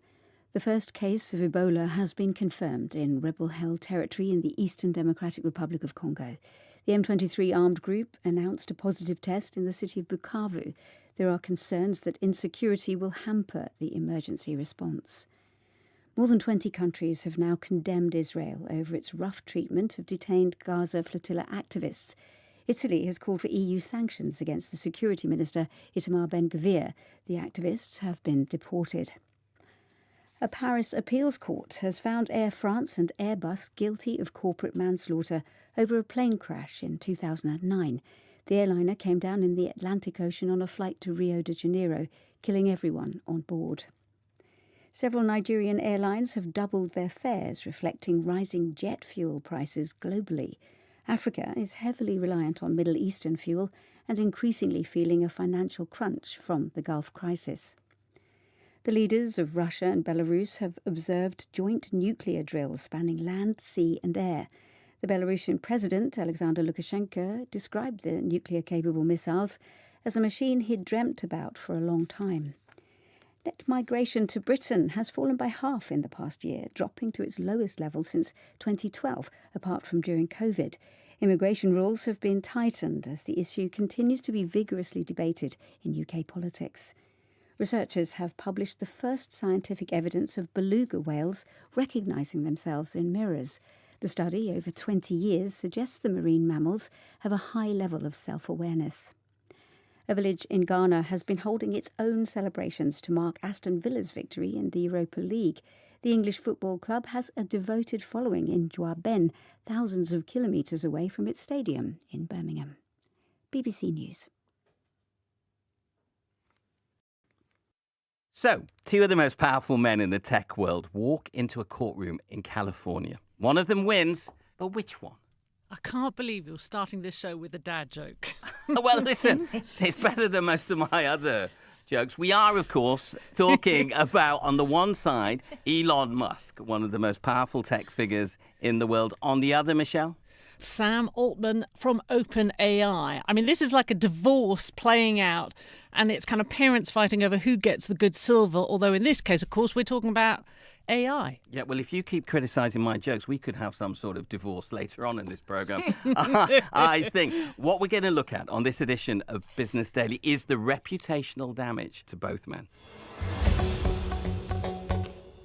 I'm Rahul Tandon in the BBC studios here in the UK. And I'm Michelle Fleury in New York. And I have an empty chair next to me, Michelle, where Will Bain would normally be. He's gone off to watch some football in Istanbul, waste his money there. So, who have we got instead this week then, Michelle?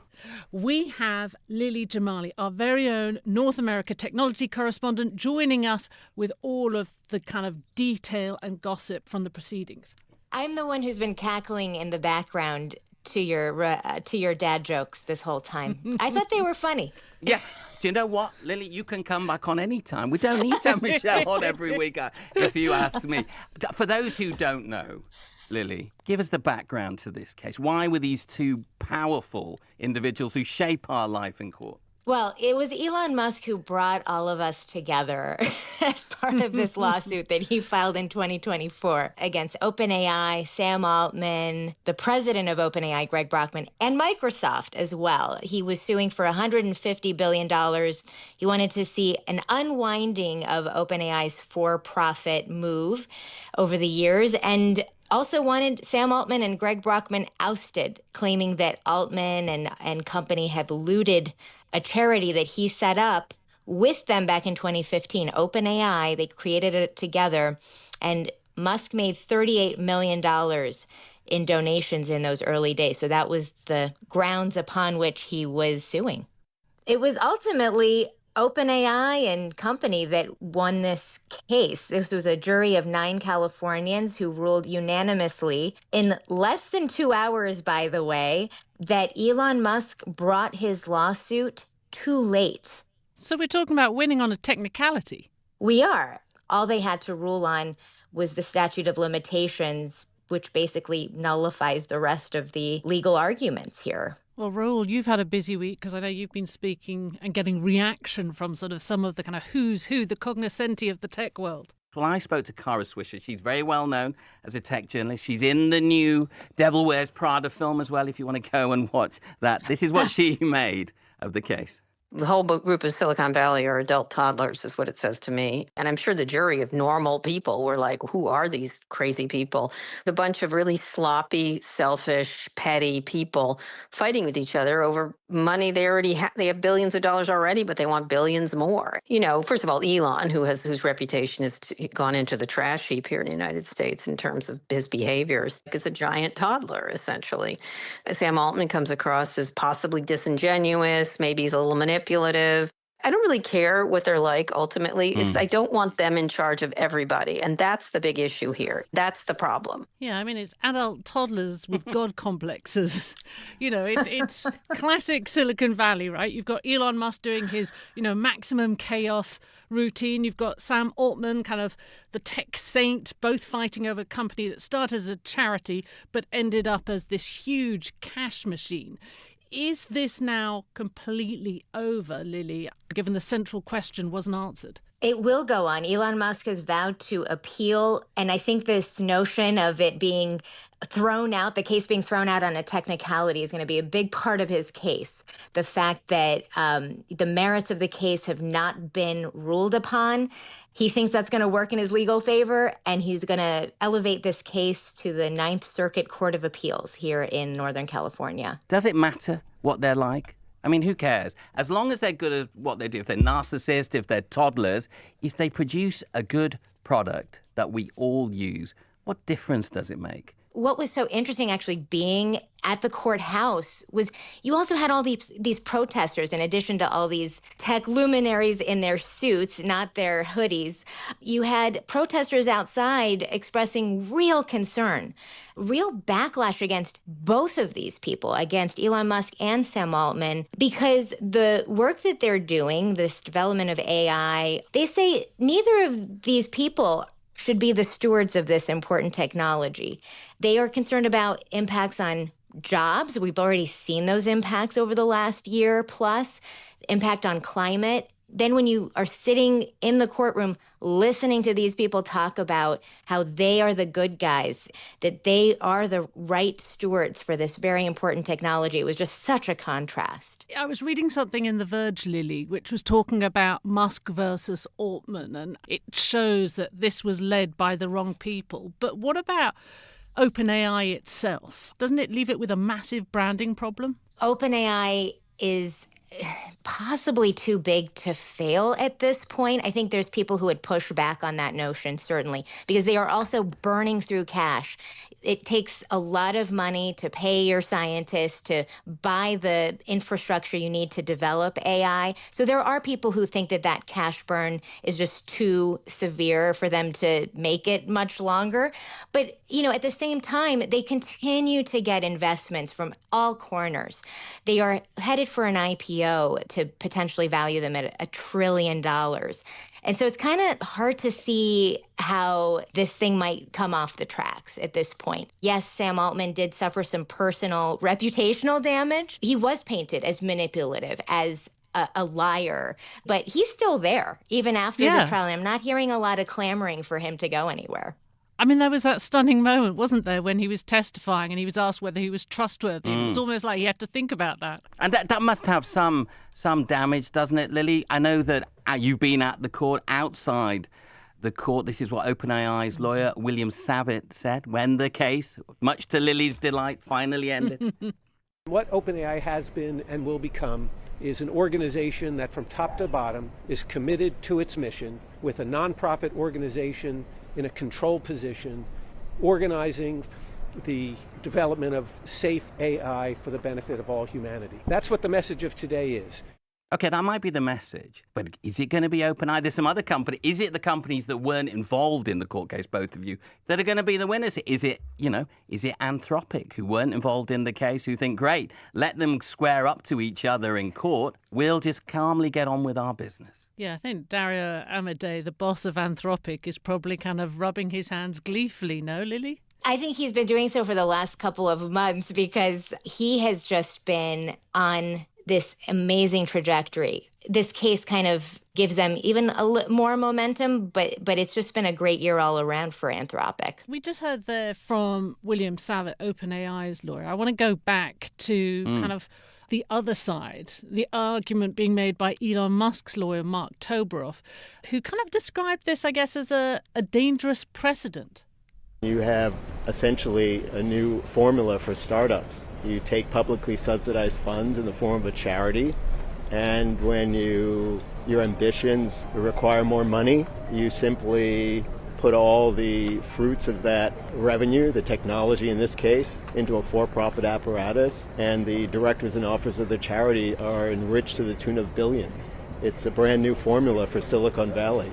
A brand new formula. I mean, just to be a bit skeptical here, it does feel like they're both kind of putting out competing narratives, like that the battle isn't over here. And I think that's a lot of what this whole case has really been about. You know, it is about the reputations of these two people. And that sort of takes me back to 2015 when Elon Musk's reputation was at its apex. Sam Altman was this up-and-comer. He was not a household name by any means. And OpenAI really helped elevate Sam Altman's status. Elon Musk, one of the sort of main arguments that we heard from OpenAI was that he's just mad that he didn't get to reap the benefits. He thought he was leaving OpenAI for dead when he quit the company in 2018. And then they end up doing very well and launching ChatGPT a couple years later. So for OpenAI, this is a case of sour grapes, not about charities or protecting the integrity of nonprofits across America, as Mark Toberoff laid out just there. Yeah, that is definitely their side of it. Must obviously had a very different side of it. You're listening to Business Daily from the BBC World Service. Today we're looking at the implication of Sam Altman's court victory over at Elon Musk this week. What does it mean for the companies involved with the two men? And more importantly, what does it mean for us and the future of AI? And that's where we're going to get to now. And we're all very busy people because Michelle not only is on this podcast, he has to go off and give the business news to all of you across the world. He's going to have to go shortly. So let us look at that, because why do we care about this case? Well, look, they are characters and they get us talking, but this is shaping our lives at the moment, AI. So not just what did it mean for these two, what has it meant for all of us, the way that this case has ended? I'm fascinated by the signal it sends to the rest of the tech world when you've got, two such huge names involved in such a big, nasty and expensive and high-profile visible fight. If you are a startup trying to build AI, particularly if maybe you want to kind of pick up that mantle and make it for the good of humanity, good luck trying to survive the crossfire from, these giants that are racing to dominate this industry. The other thing is also it proves in some ways that the wild west of AI isn't being tamed by government or anyone else. It sort of seems to be being led by billionaire grudges. And I think for people who are feeling skeptical about AI at the moment, and we've touched on that a bit, and polls keep showing that Americans are increasingly, less favorable in their opinions and their views of kind of the speed with which this is being developed. I think you're seeing that chasm growing even more from this trial. I think that, when we first started looking at this trial, we were thinking about, what are the implications for all of us? What are the implications for how artificial intelligence is shaping our lives? I think this really was a company news story in many ways about OpenAI. It is one of the biggest players in the AI race. If Elon Musk had gotten his way, he would have knocked out one of the biggest players, clearing the way for Anthropic, but also his own AI startup, which, remember, he founded in 2023, XAI, which has been embroiled in all kinds of controversy. He would have potentially kneecapped a major competitor. That didn't end up happening here. And so what you really have at the end of it is a maintenance of the status quo, OpenAI being able to continue forward, continue with its IPO plans. And so in a sense, not a lot is changing. It's sort of a continuation of where we've been for the last couple years. Michelle, I know you got to go, so we're going to wave goodbye to you. Off you go and do your work on the TV. But thank you, as always. Speak to you next week. We'll have Will back. Sorry to skate out before the end. No. Totally understandable. Lily, one of the things about this case is we don't like these two men. We don't want them running what is so important to which is so important in our lives. So who is going to run it? Is this the moment for more regulation, for governments across the world to say, hey, we're not going to let the tech bros run this. We're not going to let China run this. We're going to have to do something about it. Is that where we're heading towards? I mean, I think if there is going to be regulation, it's going to come from your side of the pond and not mine. We've already seen that with Elon Musk's XAI. They were embroiled in controversy over the last year on a number of fronts. And the action, the meaningful action, the probes have all come from the EU, from France, from the UK. We have not done a lot here in the US at the federal level. Some states have tried to move in that direction. But I think, what's so striking about this is you're absolutely right. This really important technology is being controlled by just a couple of mostly men. And what we saw in this courtroom was just a lot of pettiness, a lot of personal animus towards one another. And you saw it in the emails. You saw it not just in the testimony, but in the emails. It was like kids in the playground, wasn't it? Yeah, you saw Musk, for example, offering to give his co-founders at OpenAI Tesla Model 3s while they were negotiating how much control he would get. You have Sam Altman saying that at one point Elon Musk floated the idea of giving OpenAI to his children. Were he to die, we learned that Musk offered his sperm to one of the executives at his companies when he saw that she didn't have kids, who happened to also be a board member at OpenAI. I mean, it's just unbelievable. And then on Altman's side, we've heard of the manipulation, the alleged lying, and Musk's lawyer opening his questioning with questions about, are you trustworthy? And just having a lot of fun with that. You could see the lawyer really, really enjoyed that line of questioning. So you have graphically there once again described some of the bits of those court cases that I recall following, and sort of ended up with my jaw open at some of the stuff that was coming out of it. But you know what struck me last night on one of our business programs? I interviewed a young girl, a young student from Arizona University who'd been in the crowd as students jeered, booed Eric Schmidt, the former CEO of Google at the University of Arizona. They're all about to graduate. They're looking for jobs. They can't find any. And they booed him as he talked about AI and the impact it was having on society. And let's end with that. Is this where we are as a society now? We embraced AI. We thought, hey, I thought this is going to be great. I've got kids now. All I spend my time doing is thinking, is it going to take their jobs? Are our opinions of AI changing? I'm really glad you bring up the example of Eric Schmidt, the former CEO at Google, because I think it's a real sign of the times. Over at the University of California at Berkeley, there's a movement starting to get kids off of their social media apps. And I think there are some real parallels to draw, because there's this sense that AI is in our faces. It's in our lives in ways we don't all want it to be. If I do a Google search now, I'm going to be served up something from AI, from Google Gemini, whether I like it or not, whether I ask for it or not. And these kids on the Berkeley campus are saying we were basically guinea pigs for social media, and it's changed our brains. It's changed our social lives in ways that we're not happy with. And we just think that's really unfair, and we want to spread the word. And I think this ties back into AI also, this idea that we are once again, all of us, kind of guinea pigs in this grand experiment being helmed by these billionaires. And I think there's a lot more awareness about the potential problems with just allowing tech to dominate our lives in particular ways. I think there's a lot more resistance to AI given the experience with social media than there would have otherwise been. Well, Lily, as always, thank you so much for joining. Of course, there is an appeal, part 2 of the court case to come up. Lily will be following that very closely. Thanks to Michelle, of course, in New York. Do subscribe to our podcast. Just search for BBC Business Daily wherever you get yours. And whilst you're there, please leave us a rating and review. We'd love to hear where you are listening to us. I'm Rahul Tandon. Thank you very much for listening.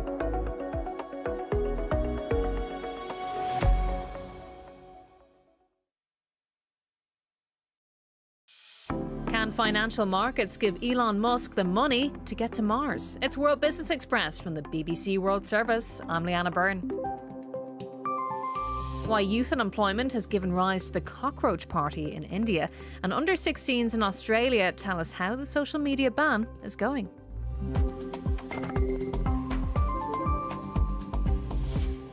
And liftoff. Go SpaceX, go Starlink. Yes, Elon Musk's SpaceX is going public in what could be the biggest initial public offering in history. For years, SpaceX stock has been one of the most sought-after assets, but access has been largely reserved for insiders and big money investors.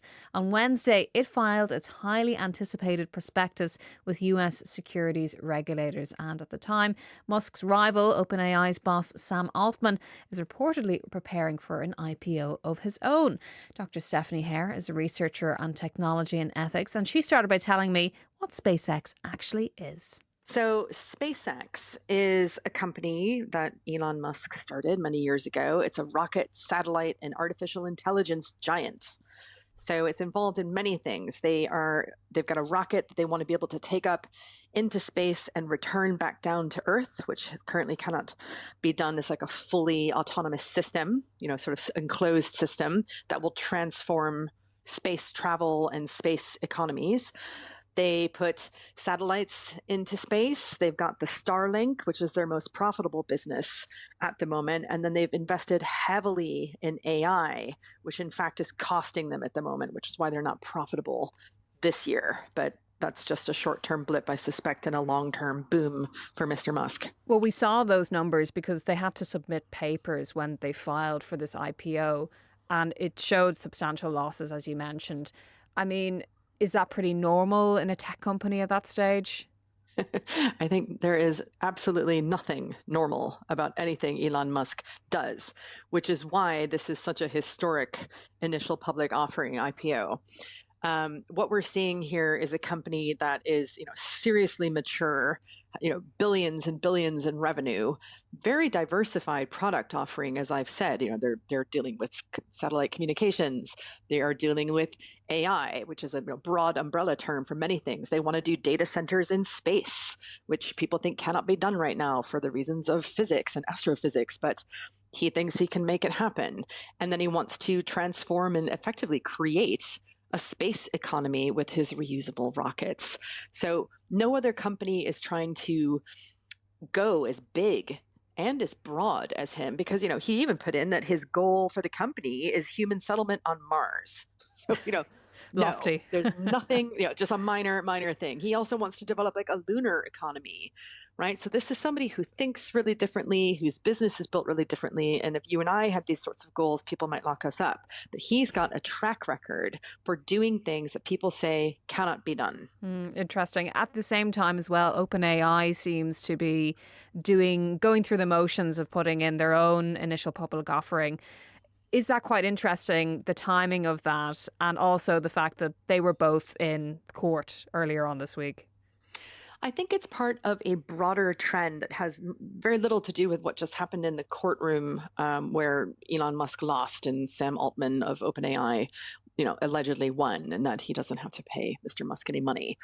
That was sort of a sideshow, I think, and a distraction of two ginormous egos. The IPOs that we're seeing, not just with Elon Musk and Sam Altman, but also Anthropic is looking to IPO this year. That is about poker. So last year, everybody was very worried about the AI bubble. Was it going to burst? This year, these companies, which so far are private, but a lot of investment, they've made a lot of very big claims. They're going to have to go public. They will submit to the rigorous scrutiny of investors and regulators to do so. And really, they will have to justify the enormous sums of money that they have with performance. We are still not seeing any real moves in productivity gains in the wider economy. So for normal people, ordinary people, and businesses, AI is not moving the needle yet. That's what we need to see this year are these companies that have been talking a really good game about innovation and transforming the economy going to be able to make it real? That was researcher on technology and ethics, Dr. Stephanie Hare. Air France and Airbus have been found guilty of manslaughter over a 2009 plane crash which killed 228 people. The Paris Appeals Court found the airline and aircraft manufacturer guilty of corporate manslaughter over the incident in which flight AF 447 between Rio de Janeiro and Paris crashed into the Atlantic Ocean. The companies had previously been cleared but were found guilty after this appeal. Now, Indian politics has acquired an unusual mascot, the cockroach. The humble insect was thrust into the limelight last week after a controversial comment by India's Chief Justice, Surya Kant, compared unemployed young people drifting towards journalism and activism, cockroaches and parasites. He later clarified that he was referring specifically to people with fake and bogus degrees, not India's youth more broadly, but it was too late. His comments had taken social media by storm, and a new satirical political party was formed, the CJP, also known as the Cockroach Janta Party.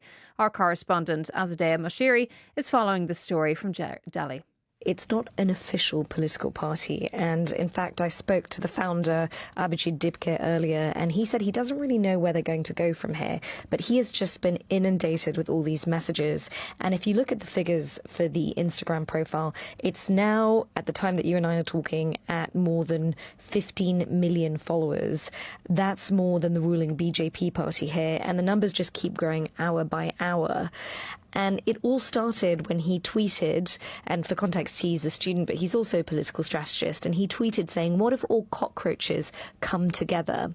And he listed the following requirements. He said you needed to be unemployed, you needed to be lazy, and chronically online. What does this say about youth unemployment in India? Yes, well, youth unemployment goes to the very heart of why there's been this reaction in the first place. If you look at the latest study by Azim Premji University and really dig into the figures, you'll see that nearly 40% of people between 15 to 25 years old who have had some form of primary education are unemployed. If you look at the age bracket between 25 to 29, that figure is 20%. And in fact, unemployment figures are worse for those with degrees. And this has been going on for some years now. And there are other threats that are looming. Artificial intelligence is something that a lot of young people in India are worried about, and they don't see a plan to address it. So things are difficult for them now. They're worried that they're going to be even more difficult for them in the future. That was Azadeh Mashiri in Delhi. Now, speaking about young people, lots of countries around the world have either brought in or they're thinking about bringing in a social media ban for younger people.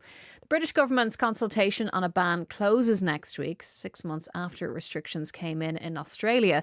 The BBC's UK youth news show, Newsround, has teamed up with its Australian counterpart Behind the News to ask teenagers in Adelaide to tell children in Greater Manchester how the ban has changed life, both online and offline.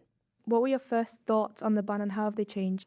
My first thoughts on the ban were pretty negative about it. You don't need an account to access certain social medias like YouTube and TikTok, so they could have put more thought into it before they executed the ban.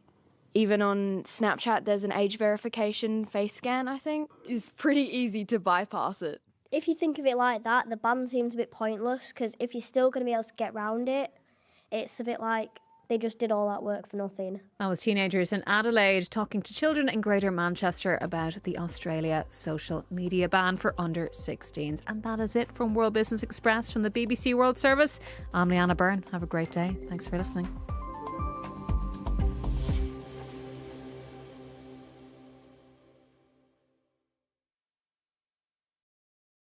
This is the BBC World Service, and in this week's assignment... For years, Nadia Marcinko was Jeffrey Epstein's girlfriend. Prosecutors called her a potential co-conspirator, but she says she's a victim, and she's never been accused of any crime. I'm Tim Hewell, and as US lawmakers investigate women close to Epstein, I'm telling her story. Assignment. To listen, search BBC The Documentary online, or wherever you get your BBC podcasts. At bbc.com, World of Secrets. I'm Ivana Davidovich, and I've investigated the story of the British soldiers accused of fathering and abandoning children in Kenya. With exclusive access to a groundbreaking project, I've followed a team who used DNA databases to track down the men and bring paternity cases to UK courts. This is the BBC World Service, the world's radio station.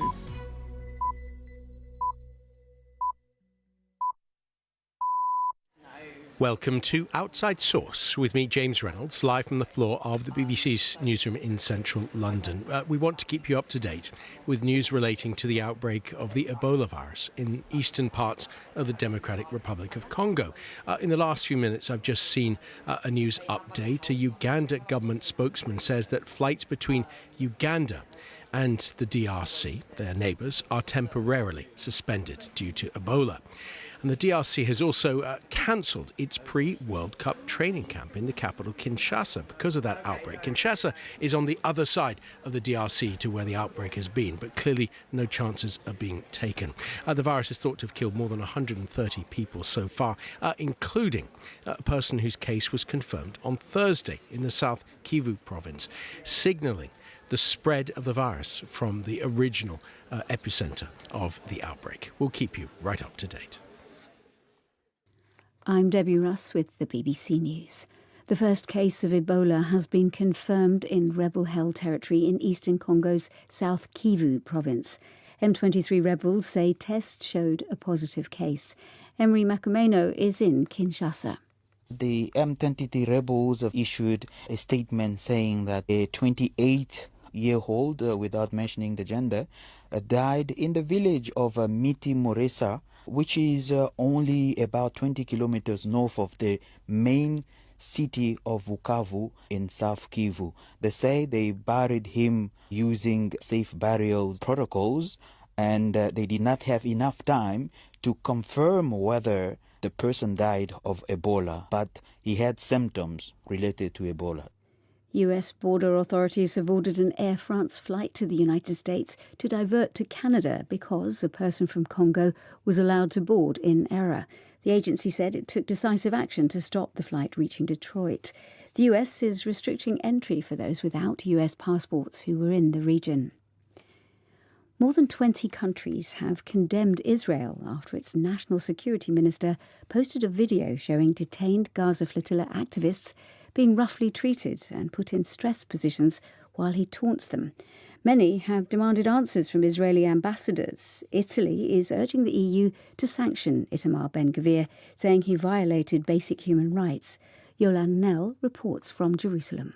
Israel's Prime Minister and other members of his cabinet have criticised the minister's conduct. He's shown taunting detainees while they kneel with their heads touching the floor and their hands tied behind their backs. A lawyer for the Israeli NGO Adallah, which gave legal support to the activists, told the BBC they'd endured more severe treatment than others who joined recent flotillas. Israel denies any breaches of international law. 1 week after they set sail from Turkey, most of the activists are being sent back there by plane. Air France and the manufacturer Airbus have been convicted of corporate manslaughter for the crash 17 years ago of an airliner flying from Rio de Janeiro to Paris that killed 228 people. Hugh Schofield reports. This is a big reversal for the two companies, and though the fine they've been given is mainly symbolic, the conviction is a severe blow to their reputations. Flight AF 447 went down in stormy weather in the mid-Atlantic, killing all on board. Analysis of flight recorders showed that speed sensors, so-called pitot tubes, on the outside of the plane had frozen up, giving the crew confusing data and prompting a series of disastrous decisions. At the first trial, the court decided that human error by the pilots was primarily at fault, but that has now been overruled, with Air France being blamed for not giving proper training to pilots and Airbus blamed for underestimating the vulnerability of the pitot tubes. BBC News. Africa, heavily reliant on fuel imports from the Middle East, is increasingly feeling a financial pinch from the Gulf crisis. Several Nigerian airlines have doubled fares to take account of rising global jet fuel prices. While rising operating costs have long plagued the airline sector there, the recent surge in jet fuel costs is now affecting its overall viability. The leaders of Russia and Belarus have observed joint nuclear drills spanning land, sea and air. Russia says the three-day exercise mobilised 64,000 troops and more than 200 missile launchers. The Belarusian president, Alexander Lukashenko, described the nuclear-capable missiles as a machine he'd dreamt about for a long time. President Putin affirmed that nuclear weapons remained a last resort. Scientists in the United States say they found the first strong evidence that beluga whales can recognise themselves in mirrors, marking a major breakthrough in understanding animal intelligence. Gigi Ahn reports. The findings are based on footage and observations collected more than 20 years ago, which researchers have now analysed and published for the first time. The study followed 4 female beluga whales as they interacted with mirrors inside their aquarium habitat. Scientists observed behaviours linked to self-recognition, including blowing bubbles, stretching, and repeatedly positioning themselves in front of the glass. One whale also passed the mark test, a key experiment in animal cognition, by deliberately inspecting a temporary mark placed on her body. The results suggest belugas may possess a level of self-awareness once thought to be unique to humans. Only a handful of species, including dolphins, elephants and great apes, have shown similar abilities. A village in Ghana, more than 7,000 kilometres from the English football club Aston Villa, has been holding its own celebrations to mark its victory in the Europa League. The village of Zouaben, which has more than 1,000 Villa fans, held a parade while chanting the Birmingham team's song. And that's the latest. BBC News. You're listening to Outside Source on the BBC World Service. We're live from our position right here in the middle of the BBC's newsroom in central London, keeping an eye on the events on the screens in front of me. I can see the US Secretary of State, Marco Rubio, addressing reporters in the hours after the fact that the Trump administration has issued charges against Raul Castro, the former leader of Cuba. Marco Rubio himself has been heavily involved in US relations with Cuba. I can see events in the UK Parliament, the House of Commons, but we want to begin our programme a little further afield because the first case of Ebola has been confirmed in the rebel-held territory in the eastern Congo's South Kivu province. A spokesman for the M23 armed group says that tests showed a positive case in the provincial capital, Bukavu. Let's bring in our global affairs reporter, Richard Kagoe, who's monitoring events in the DRC from our regional base in Kenya, Nairobi. So there's one thing to have an outbreak of a pretty nasty disease in a country in which a government exerts entire control over the territory. It's something else then to have an outbreak in a country divided between various groups, including the rebel M23. What have they said? Well, the M23 say that there was a confirmed case of a 28-year-old who had travelled from the northern province of Chopo, which there was no reported case following the outbreak that was reported in Ituri province, which borders Uganda and South Sudan. So saying that he died, but then the diagnosis was done after he'd passed on. Says that there were also 200 samples that were collected from South Kivu province. They have been taken for further analysis in the town of Goma in North Kivu province. Yeah, so I think it does really create, a sense of anxiety amongst the local population because this case now being confirmed in South Kivu, which is hundreds of kilometers away from the epicenter in Bunia in Ituri province.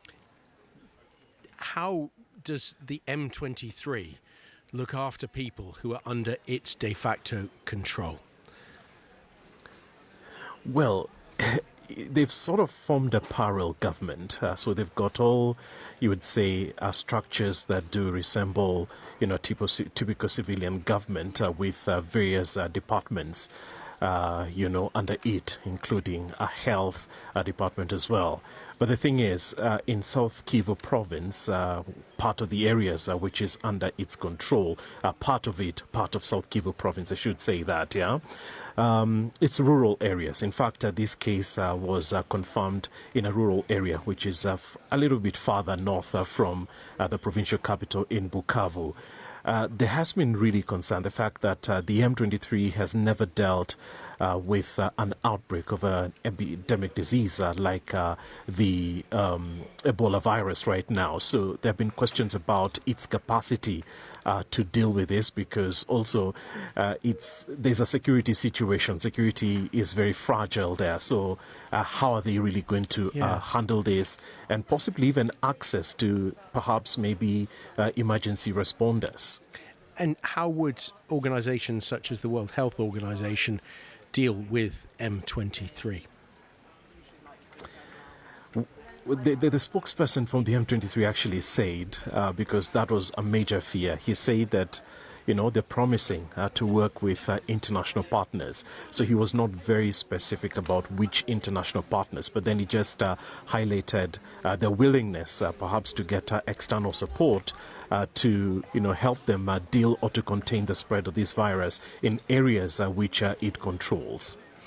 And to get a sense of just how life in the DRC itself is affected, we followed the story, the fact that the DRC's national football team, the men's team, has cancelled its pre-World Cup training camp in the capital, Kinshasa. That's on the other side of the country to the outbreak, but that cancellation presumably confirms the sense of a country reasonably on edge.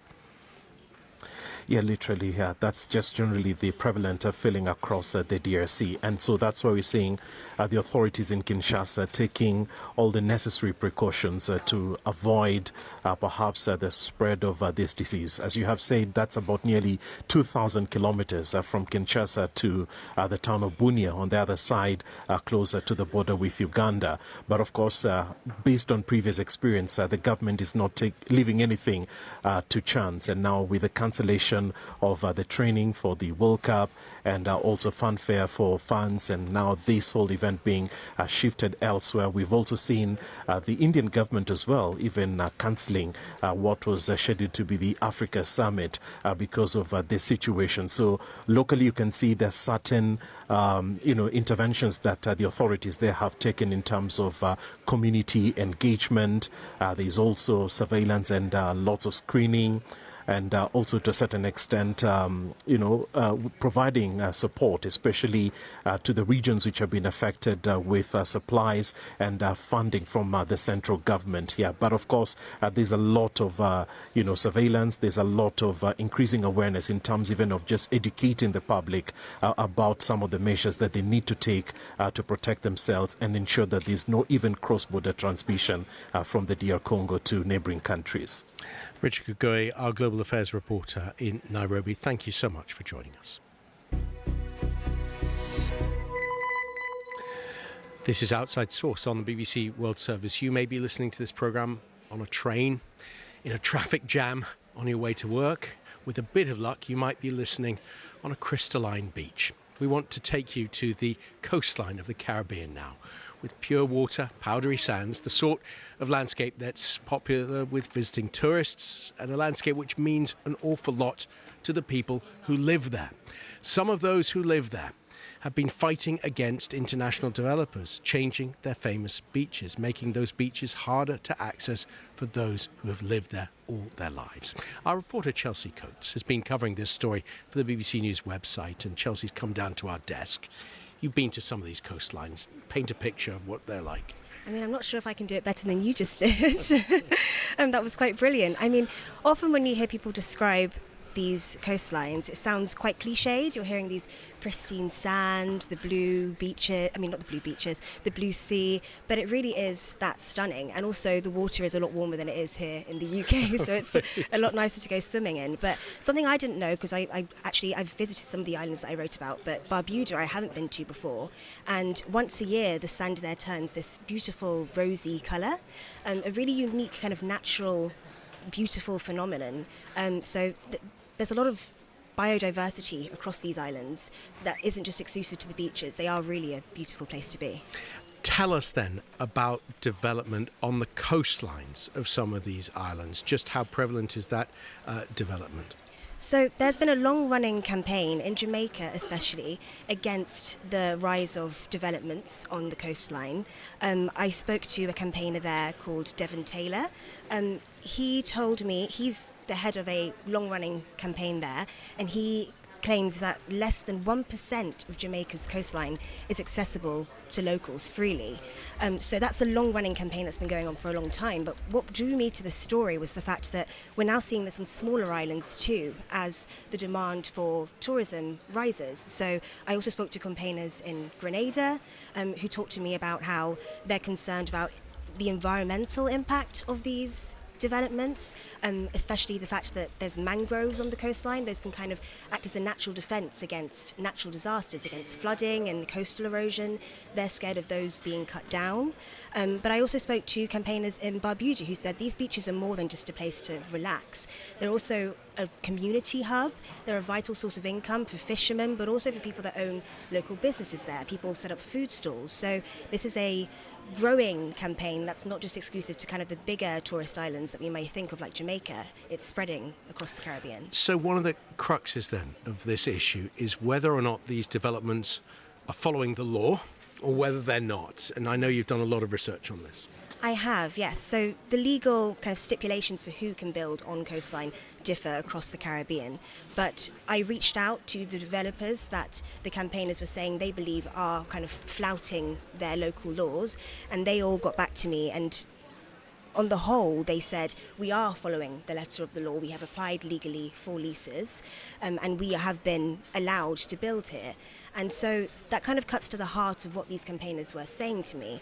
They believe that they want their governments to make these laws more strenuous, and they want them to prioritise locals, people who have been born on these islands, who have been raised on these islands, who work there and contribute to the economy every day. But that leads to a difficult balancing act for these governments who are saying tourism is a huge growth opportunity for our islands. The UN Development Programme program actually says that the Caribbean is one of the most tourism-dependent regions in the world. So this is an economy that matters a lot to this region, and they're having to balance wanting to grow the economy with also prioritising the local heritage and culture. Chelsea Coates, do stay with us if you can here in our newsroom, because we're going to carry on speaking about this story with some of the campaigners that I'm sure you've interviewed for your piece, because we have on the line Devon, part of the Jamaica Beach Birthright Environmental Movement, and Devon's currently in Washington, D.C. And also Chris is part of the Grenada Land Actors Campaign Group.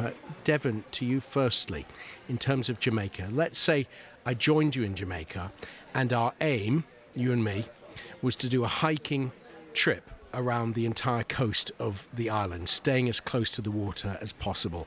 How much of that would we be able to get done? Yeah, greetings. Thanks for having me. Yeah, I mean, that would be a big problem.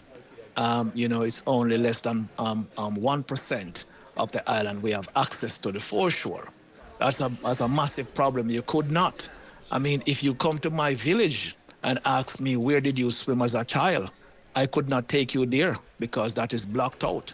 If you ask me, take me 1 mile up the road to see if I could get in, I would say I can't get you in either because that has been shut out. So the common thread across the region, and I'm learning from my brothers in other islands, is that we have a return to the plantation system where we, the people, have been locked out of the coastline. And in Jamaica, it's not an illegal action, it's codified into law. And if it's codified into law and it's not illegal, that surely means that given enough public support, you could get lawmakers to overturn it if your campaign were successful. Have you been able to do that? The campaign is going, and we are going to be successful, but our government is a barrier. Our government is complicit. Our government is a large part of this problem because the Beach Control Act of 1956 has been in place for 70 years, and the government have not seen it fit. In fact, the government have proposed a new policy that goes further than the 1956 Act, in which they can now sell the beaches, privatize the sea, and ask us to pay hotel to access our beaches. So the government is furthering the vestiges of colonialism, right, for capitalist interests. I want to bring back in Chelsea Coates, because if anyone reads Chelsea's piece on the website, it is in-depth and covers all of the angles, including some of the points that Devon was making. You've approached the governments of the three countries that you've been looking at in terms of development on the coast. Have they got back to you? What are their positions? So on this, the Jamaican government hasn't actually got back to me. But as Devon mentioned there, they have just months ago released proposals for a new law to replace the current laws that govern beaches in Jamaica.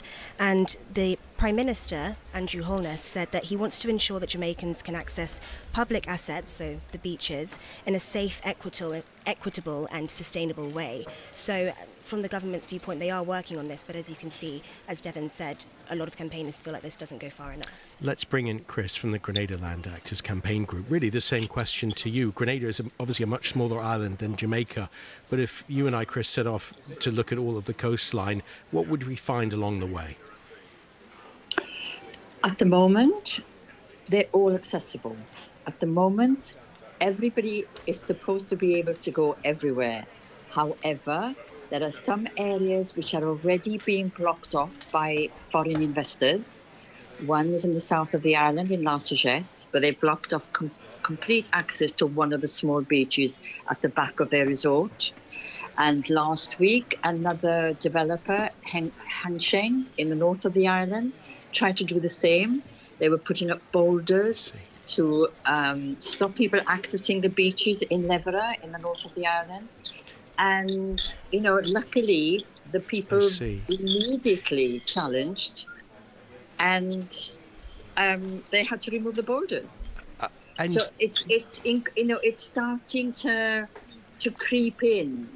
And another beach in the south of the island where Silver Sands have built a kind of a small resort.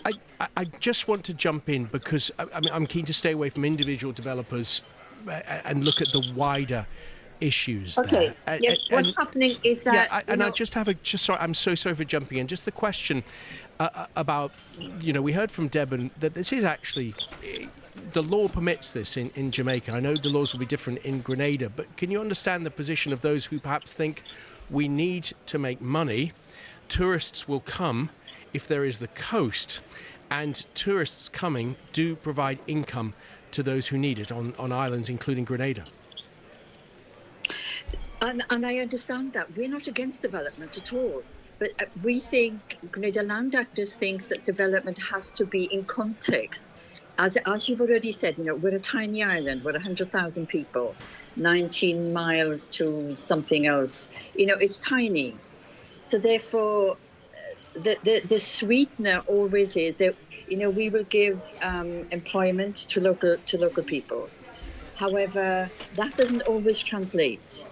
More often than not, developers bring in their own top-tier people to manage the place. So the local people get the gardening and the housekeeping. That's the reality of what happens on the ground. And it's not, for me, for the people of Grenada, for a lot of people in Grenada, that's not acceptable. And as you say, we do have laws that allow people to build in wherever they want to. However, our planning people, our administrators, should be thinking about the context, because what's happened is that we have cut down our 3 major mangroves in Grenada, and they're our front line against climate change. So therefore, in allowing people to just get on and do what they want to do, they're actually endangering their own population. Let's bring back in Chelsea Coates. Yes, so as Chris mentioned there is an ongoing legal case concerning Les Sagesses, one of the beaches on Grenada, but I would just like to come in on that. I've approached the developers. They say they haven't cut off public access to the beaches, as she mentioned, and they're actually creating facilities for locals. They also said that they haven't cut down any mangroves in the process of construction, and that they've actually planted 200 new trees, and they also said that they have consulted with locals before construction started. Thank you so much to Chelsea Coates, and also to Devon from the Jamaica Beach Birthright Environmental Movement, and to Chris from the Grenada Land Actors Campaign Group.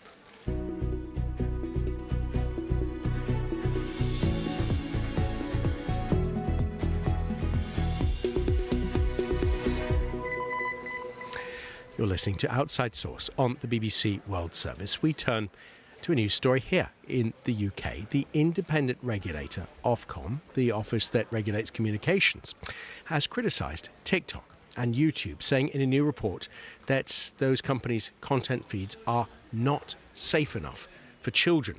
And this leads into a wider debate in this country and in many other countries about whether or not social media sites should even be accessed at all by under 16s. Let's bring in our tech reporter, Shona McCallum. I gave a brief description of Ofcom there. Do give us a more detailed description of what the office does. Yes, so as you said, it's the UK's communications regulator, and I think people would be more familiar with it for overseeing TV, radio, telecoms, but now we see it in this online safety space too. And in recent years, it's taking on a much bigger role in regulating how tech companies protect people, and especially children. And it's coming under this bit of legislation called the Online Safety Act. It's relatively new here in the UK, but it essentially aims to police the internet, and it gives Ofcom the powers to, for example, fine big tech companies if they fall foul of the laws. And in this report, they've looked at TikTok and they've looked at YouTube. We'll hear those companies' responses in a moment. But what evidence has Ofcom provided that those content feeds are not safe enough for kids? Well, the main concern isn't just harmful content is being posted on those platforms, but actually the way that the algorithms recommend and push content to young users. Ofcom says that those feeds can still expose children to inappropriate content, to harmful material and things that can be damaging, and that the companies haven't committed enough to the changes in how those recommendation systems work. So an algorithm is basically you engage with one post, you like cars, and then suddenly you're seeing another post about cars, and quite often people say I've ended up doom scrolling, basically taking in all this content that's been fed to you by the algorithm. That's what that is, and they're just saying that look, TikTok and YouTube have not done enough to keep this safe. What do they say, those companies? Well, you won't be surprised to hear that they've pushed back, and this is this push and pull that we get in this story time and time again. YouTube says it works with child safety experts and offers an industry-leading age-appropriate experience. TikTok says it's disappointed with Ofcom's assessment. It says that it already has strong safeguards in place, including restrictions on direct messaging, for example. They point to many other features. When I email them to ask them about this issue, they always point to this is all of the things that they have done. But of course, Ofcom saying, look, it just doesn't go far enough. And here in the UK then, what's the state of the debate between those who say the internet's the future and those increasingly loud voices who say, yeah, maybe the future, but it's not the future if you're a kid?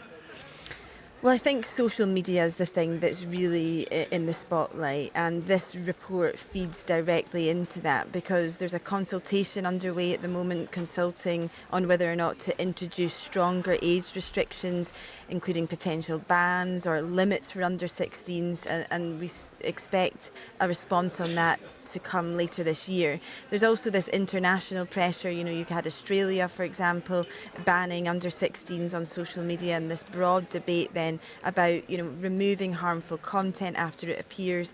And I think the problem is they're almost trying to retrofit safety into platforms that didn't really have interesting, this isn't problem. it?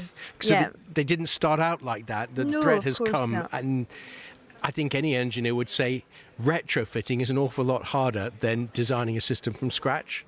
Absolutely, and then the debate moves on to, in terms of the nuts and the bolts of the tech, what can happen and what can actually change on the platforms. I spoke about the algorithm earlier on. There's the other aspect to this called the infinite scroll, which you might have heard of. So that's basically you never get to the end. Right. You can just keep going, and that's how many of us have tried to get to the end, but it never gets there. Absolutely, but that's how these platforms make money. To be blunt about it, it's engagement time. It's about keeping people on there, and that's how the models are built. So if that was to be stripped away, we would end up with a completely different product. So it is a very interesting debate, and I think as well when we look at children. And the current model of social media, is it compatible with child safety? Shona, we're out of time. This is Outside Source. This is the BBC World Service, looking into how home and work can be adapted to improve life for people with ADHD. It's a condition that affects how people focus, manage their energy, and control impulses. It affects every aspect of my life, from planning to organising. And what are some of the things that you need to make your job easier? Some people need to be in a brightly coloured environment because they need somewhere more stimulating, but also they might just need to work somewhere really quiet. The key is having that variety of spaces. Our reporter met a family that's re-engineered their home to work with their neurodiversity rather than against it. In the playroom, the star of the show is a bright blue hammock-like swing hanging from the roof. Creating a space with movement-based activity in mind is really important. How to thrive with ADHD. To listen, search People Fixing the World online or wherever you get your BBC podcasts.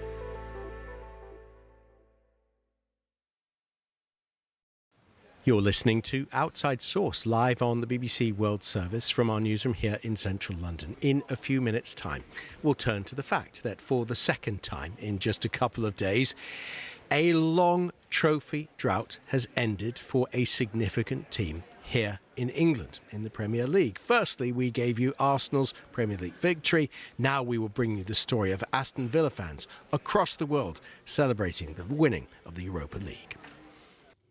BBC News with Debbie Russ. The first case of Ebola has been confirmed in rebel-held territory in the Eastern Democratic Republic of Congo. The M23 armed group announced a positive test in the city of Bukavu. There are concerns that insecurity will hamper the emergency response. American border authorities have ordered an Air France flight bound for the US to divert to Canada because a person from the DRC hit by Ebola was allowed to board in error. The US is restricting entry for non-nationals who've been in the DRC, South Sudan or Uganda in the past 3 weeks. Italy has requested EU sanctions against Israel's security minister as an outcry grows over the treatment of Gaza Aid flotilla activists. More than 20 nations have now condemned Israel. A Paris appeals court has found Air France and Airbus guilty of corporate manslaughter over a plane crash in 2009. The airliner came down in the Atlantic on a flight to Rio de Janeiro, killing everyone on board. Several Nigerian airlines have doubled their fares, reflecting rising jet fuel prices globally. Africa is heavily reliant on Middle Eastern fuel and feeling a financial crunch from the Gulf crisis.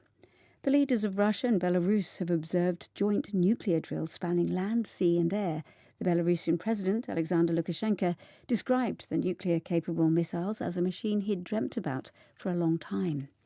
Researchers have published the first scientific evidence of beluga whales recognising themselves in mirrors.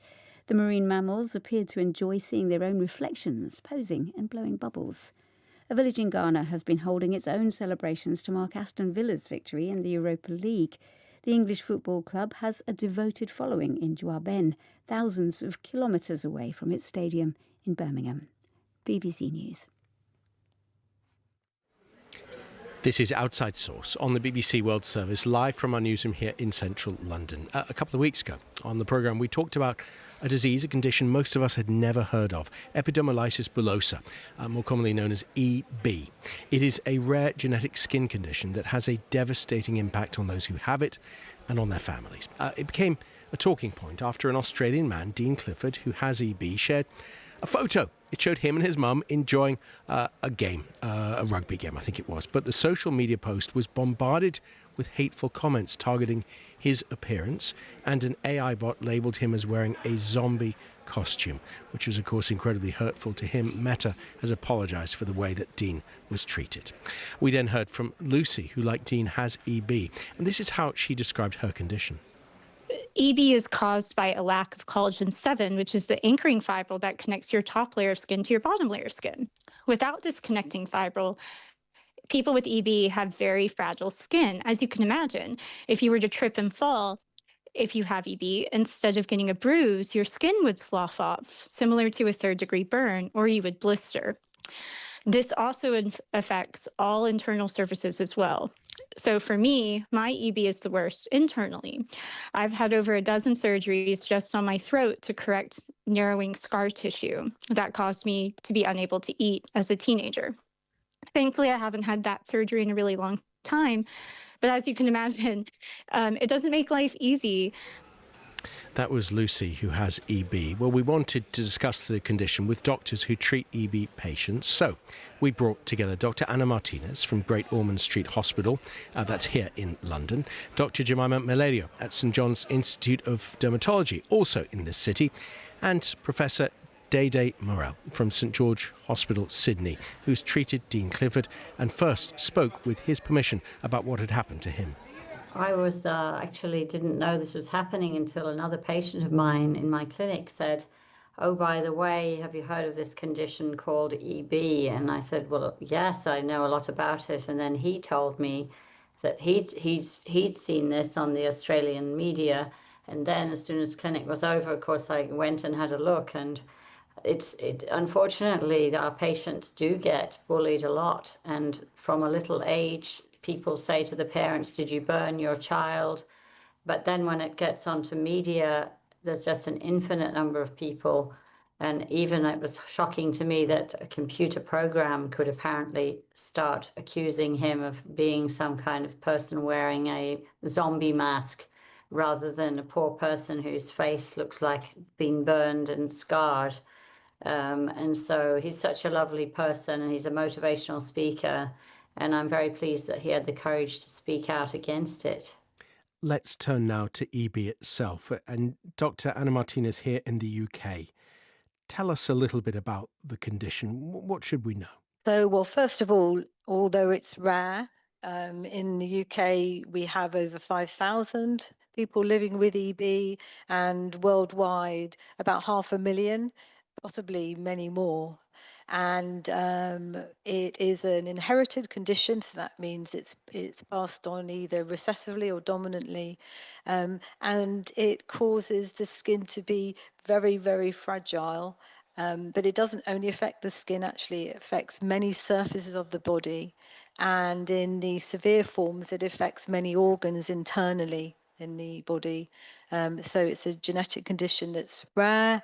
And in the most severe forms, it gets progressively worse over time. Professor Jemima Meledio, tell us about some of your research and understanding of EB.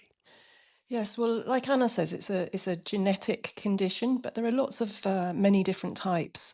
But they all result in skin fragility and sometimes fragility of the linings. We've learnt a lot in recent years about the different causes of the different types of EB. There's a big range of severity and also of internal organ involvement. And the reason for that difference is that there are a number of different genes that can be affected, and they're expressed in different tissues to a different extent, so that it gives that variability. But it's been really critical to understand more about what the causes of EB are, what those genes are, because it's now brought us to an era where we can start to address some of those issues, to look at replacing the missing gene, or to snip out and edit the faulty parts of the gene, or to replace proteins that might not be there in the skin, or to maybe target some of the downstream effects that EB gives. Professor Morell, when you first see a patient with EB and maybe speak to their family, it's a tough question to ask, but at what point do you talk about the prospects for the rest of their life? Well, typically you would meet them when they're born. They usually present as a shock when a baby's born. If it's not known that it's in the family, it's a huge shock for everyone in the delivery room, and a baby arrives with skin torn off. And this is something that Anna, as a pediatrician, is dealing with the most of the three of us. Sometimes it presents later in childhood and very rarely in adulthood, those with the milder types. And so a lot of it is spent explaining that there are tests that need to be done to confirm which type of EB it is. And unless it's already in the family, that gives you a clue about what it is. You need to have these tests done, because even ones that can miraculously improve over time can look terrible and cause death in a baby from infection with the skin ripped off, from birth trauma.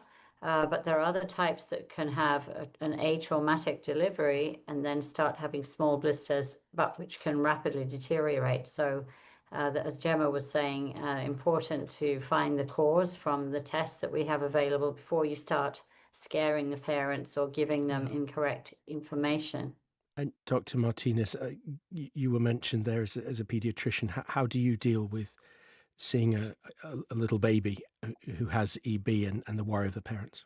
So it's always extremely difficult, even having worked in the field of EB and delivered news of newborns over 25 years. Every time it is incredibly difficult.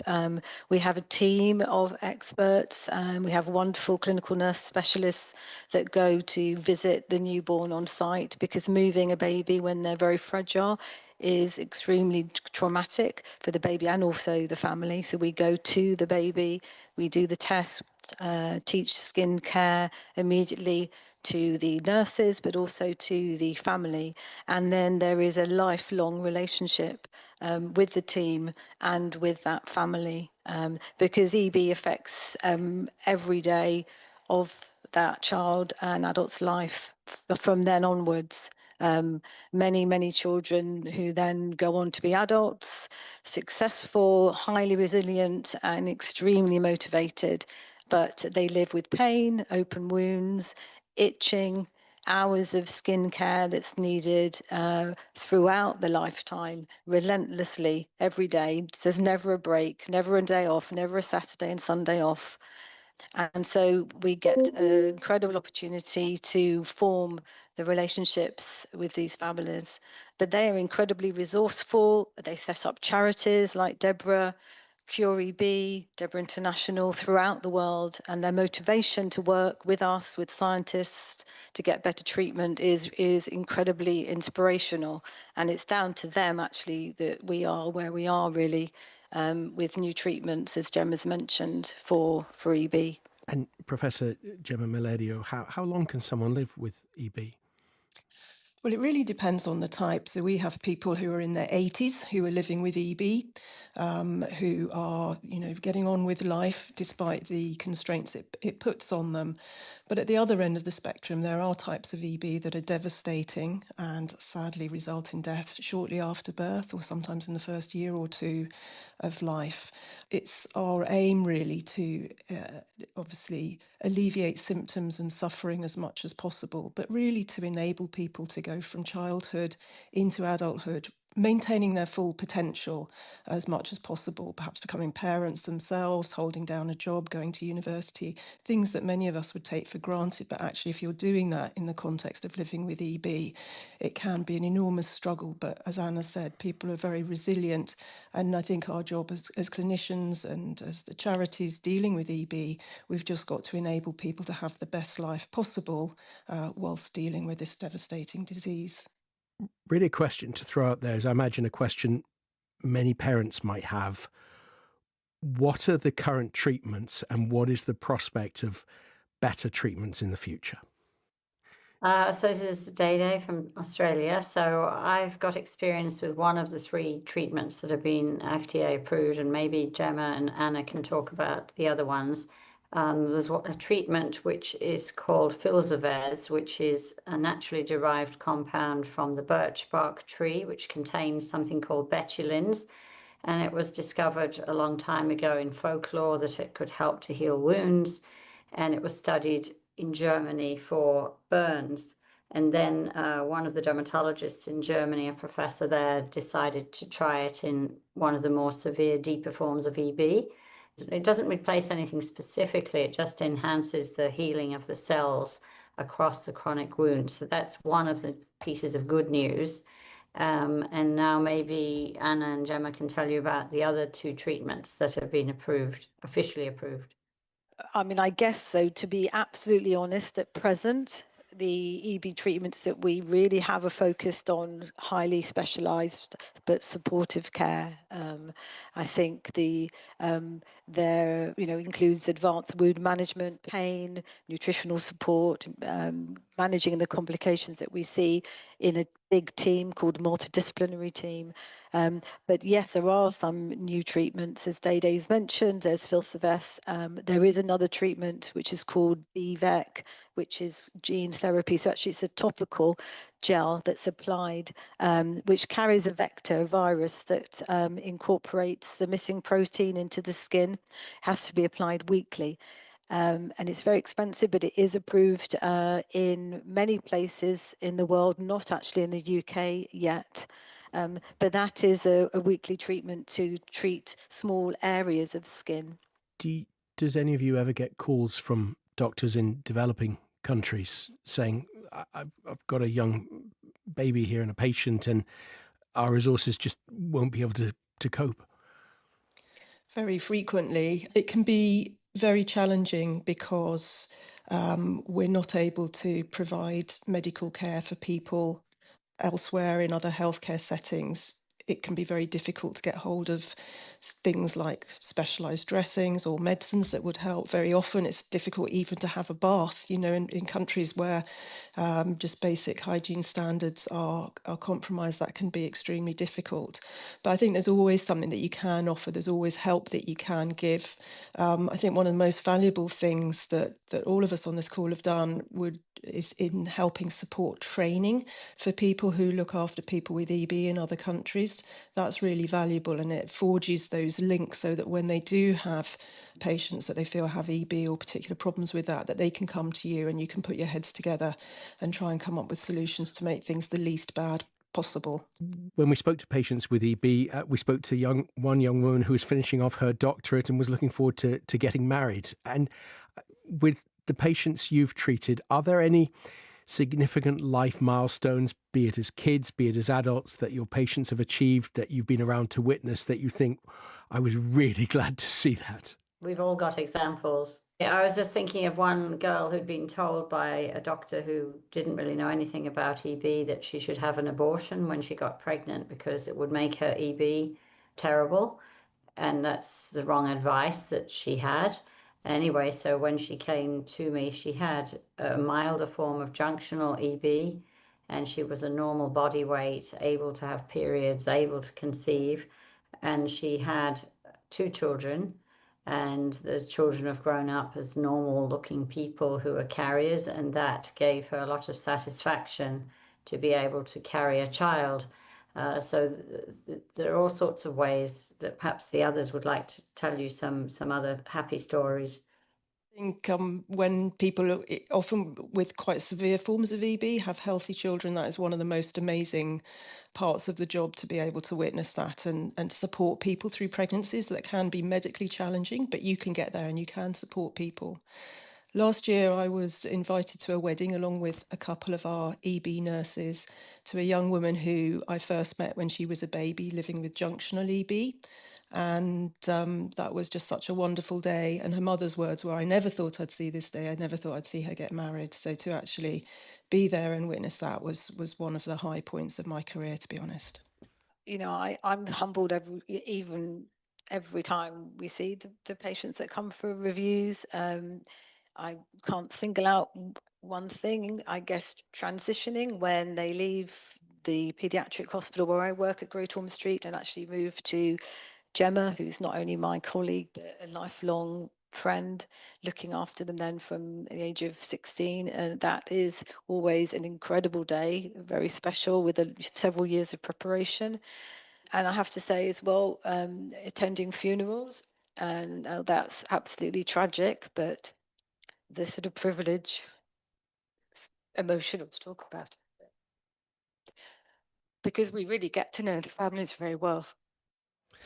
Our thanks to Professor Dede Morel, to Dr. Jemima Meledio, and to Dr. Ana Martinez.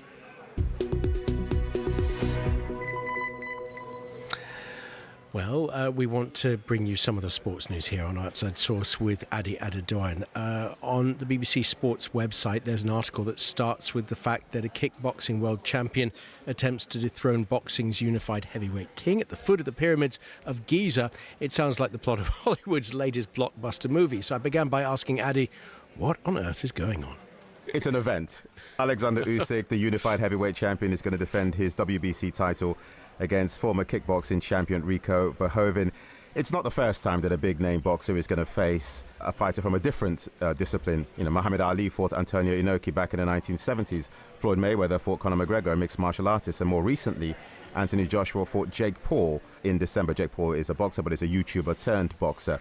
And the general consensus is that it's fine for Alexander Usyk to do this if he wants to, because out of any boxer out there, he's earned the right to do this, having achieved what he has in the sport. But the issue is that they're fighting for the WBC champion. This is Verhoeven's second professional bout, and people have questioned why he's getting the opportunity to challenge for a heavyweight belt. Not a bad fight for a second fight, but let's think about the champion himself, Alexander Usyk. You've been speaking to him in his camp? Yeah, I went to his training camp and I was there for a whole day. I was surprised how hard he trained when you consider that the general consensus is this bout will end whenever Alexander Usyk wants it to end. And I said to him, you know, where do you get the motivation to keep going on anyway? And he said, you know, my issue is not motivation. I just have discipline. It's just my job.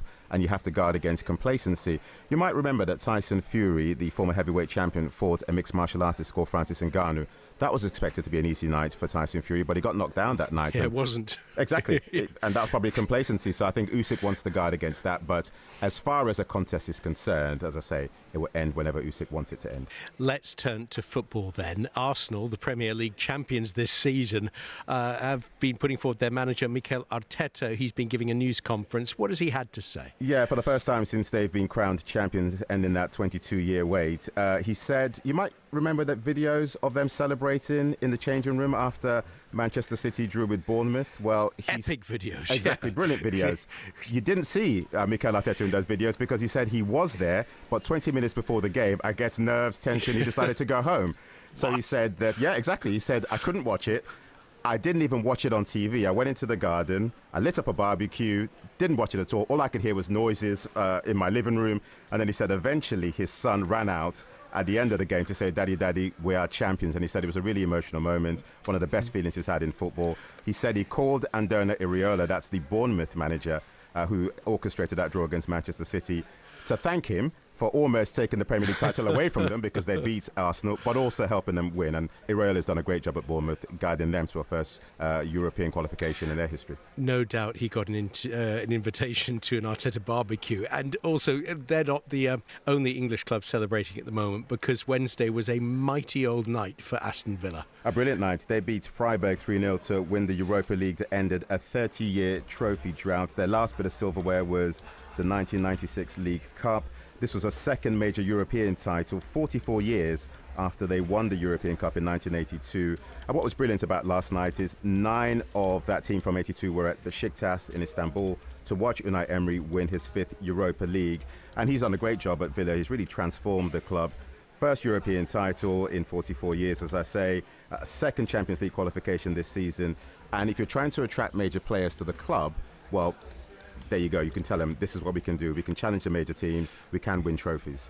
Not a bad calling card. Adi Adedoyan, our sports presenter there. Well, we want to continue looking at Aston Villa's celebrations. Our BBC TV channels are showing at the moment live pictures from the victory celebrations in Birmingham, the hometown of Aston Villa, with plenty in the crowd dressed in the distinctive claret and light blue of the Aston Villa jersey. No doubt the same jersey worn by 2 of our international guests. In Breda, Netherlands, the head of the Dutch Aston Villa supporters group, Simon Robb, is on the line. And in Jakarta, the head of the Villa supporters group in Indonesia, Aditya Putra, is with us. You've both waited 30 to 40 years for a major trophy. Aditya, in Jakarta, how does it feel?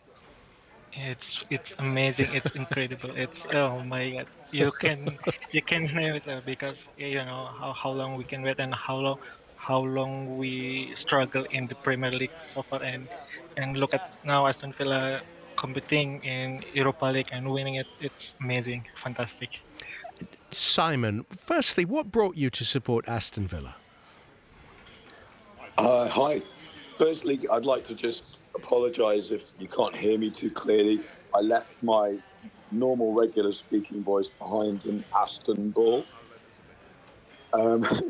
So, yeah, to answer your question, I got into the Dutch Lions. In fact, I founded the Dutch Lions in 2006, so 20 years ago this year.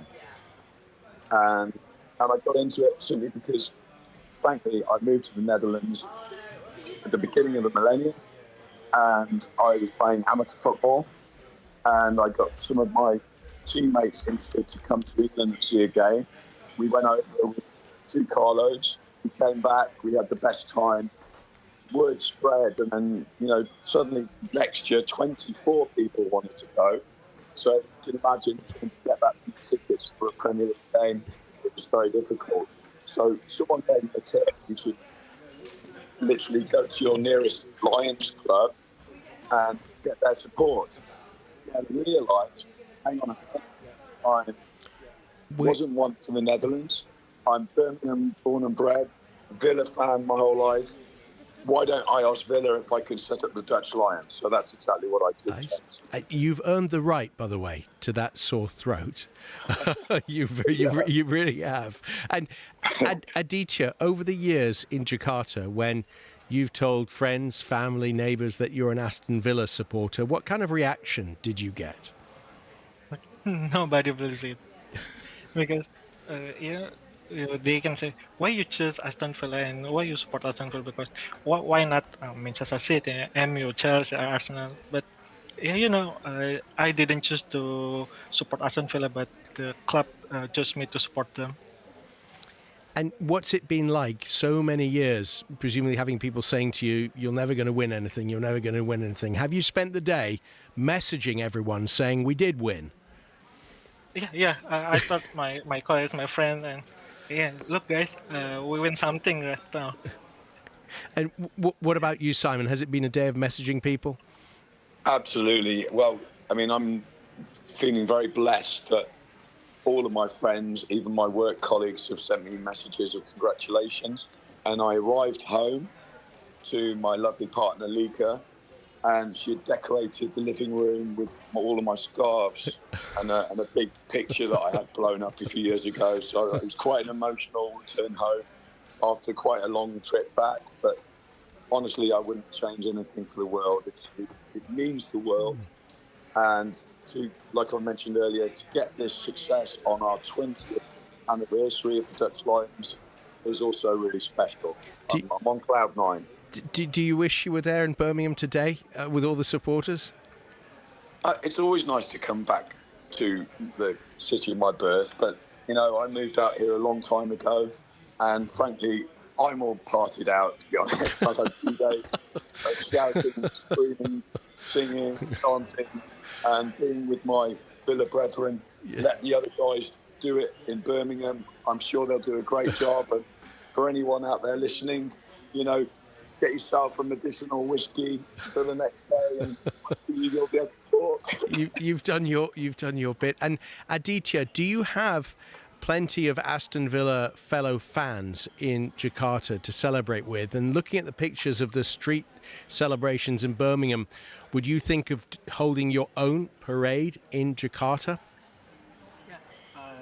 Luckily, we have some fans in Jakarta to celebrate together for this winning. And by the way, we will look forward to gathering all the fans in Indonesia to celebrate this and to enjoy the moment. And who knows that since Aston Villa will come to Hong Kong in the next August, who knows that they will come to Southeast Asia too.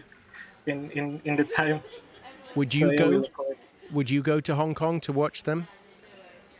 I hope so, but we'll see. Yes. And Simon, you waited 30 years for any kind of trophy, 44 years for another European trophy. Yeah. How many more years are you prepared to wait for another one? Well, I was thinking about this on the drive home, James, and frankly, thanks to Unai Emery, the brand of football he's brought to my beloved club, I don't think we have to wait many more years at all for the next success, provided he stays and provided we keep up the excellent work and, you know, maybe bringing some new players in for the next season for the Champions League. I have absolutely no doubt that we'll win silverware again very soon, much sooner than the last cap anyway. Tell him not to answer the phone whenever Real Madrid makes that phone call. To Simon Robb in the Netherlands and to Aditya Putra in Jakarta, both Aston Villa fans enjoying success. Thank you so much to you both. This is James Reynolds with you on Outside Source on the BBC World Service. You're listening to the BBC World Service, and here's what's happening in the studio this week.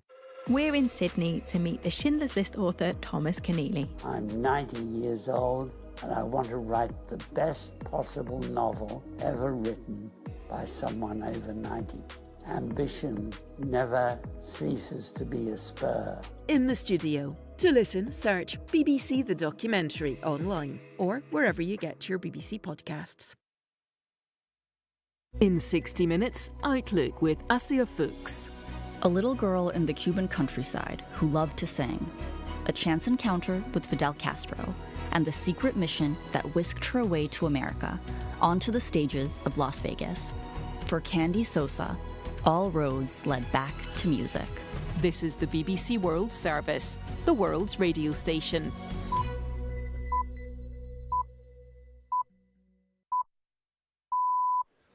Welcome to Outside Source with me, James Reynolds, live from the floor of the BBC's newsroom in central London.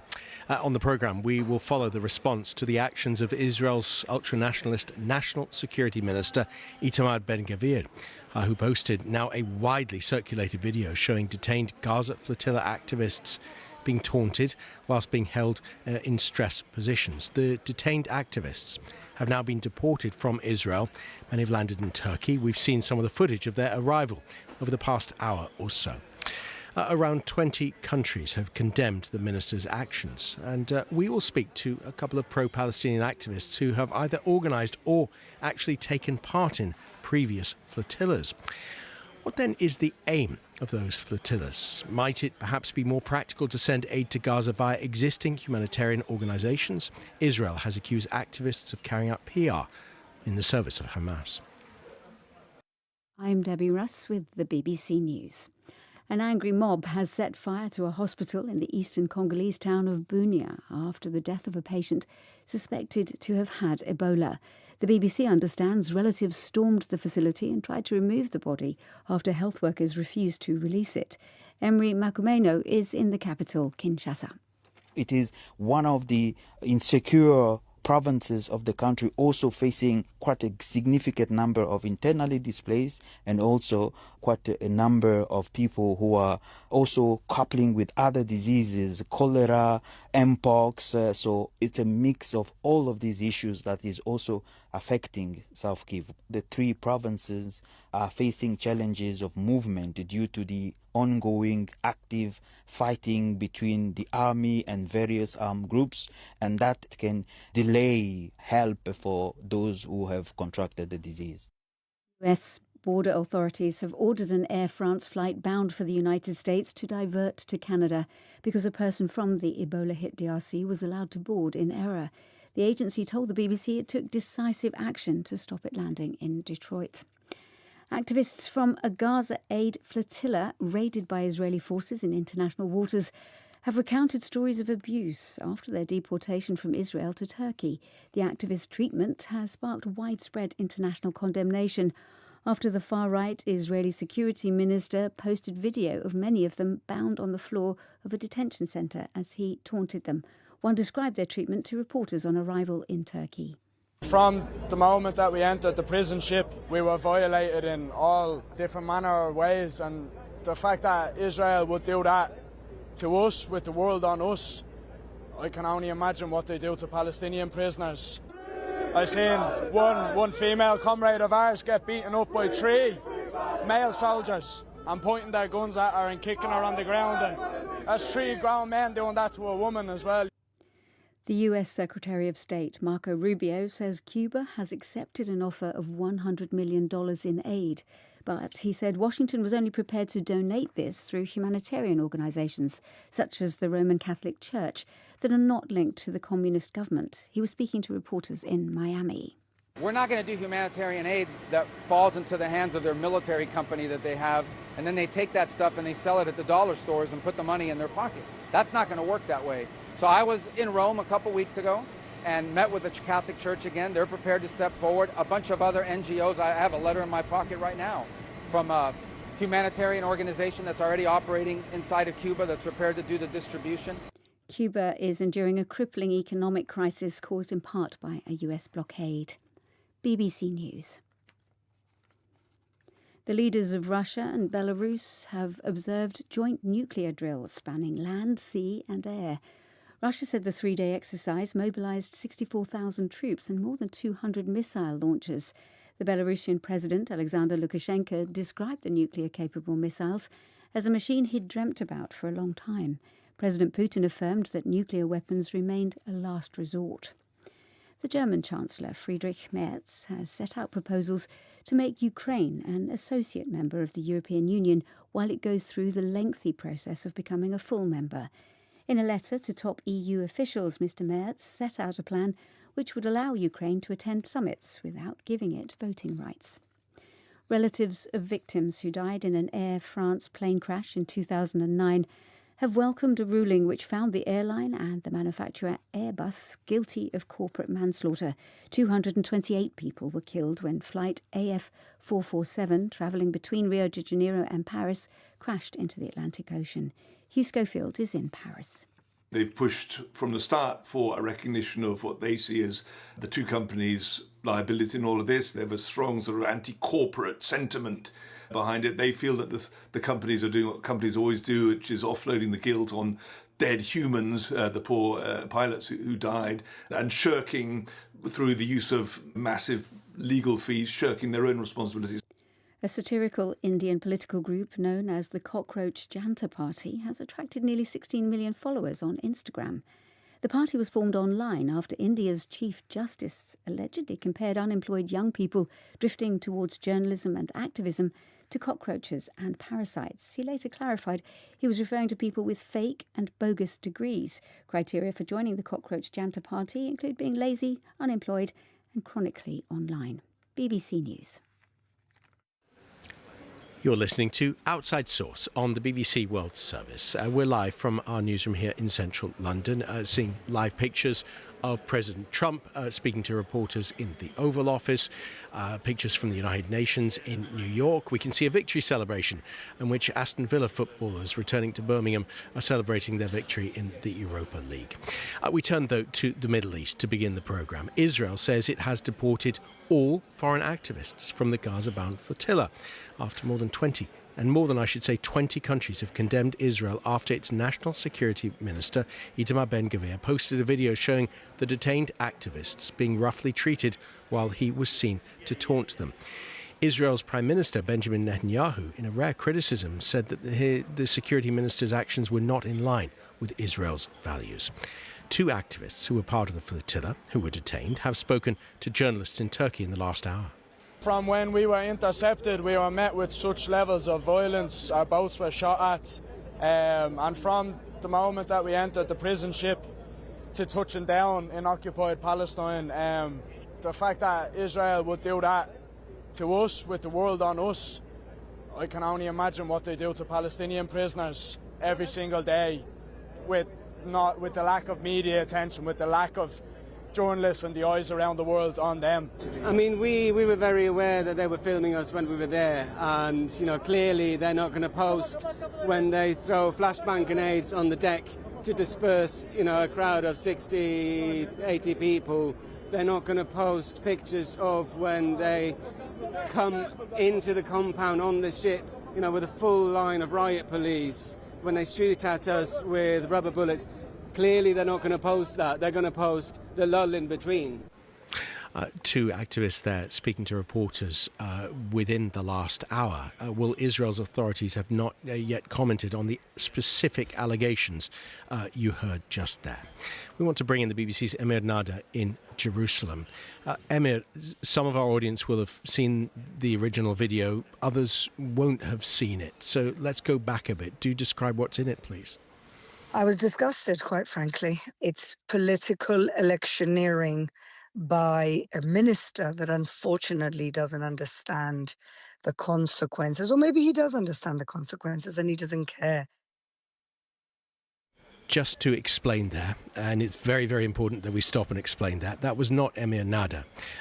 We, by honest mistake, instead cued in, that's what the term we use here, the voice of Fleur Hassan Nahum, a member of the Prime Minister Benjamin Netanyahu's Likud party, speaking to the BBC, giving reaction to the video.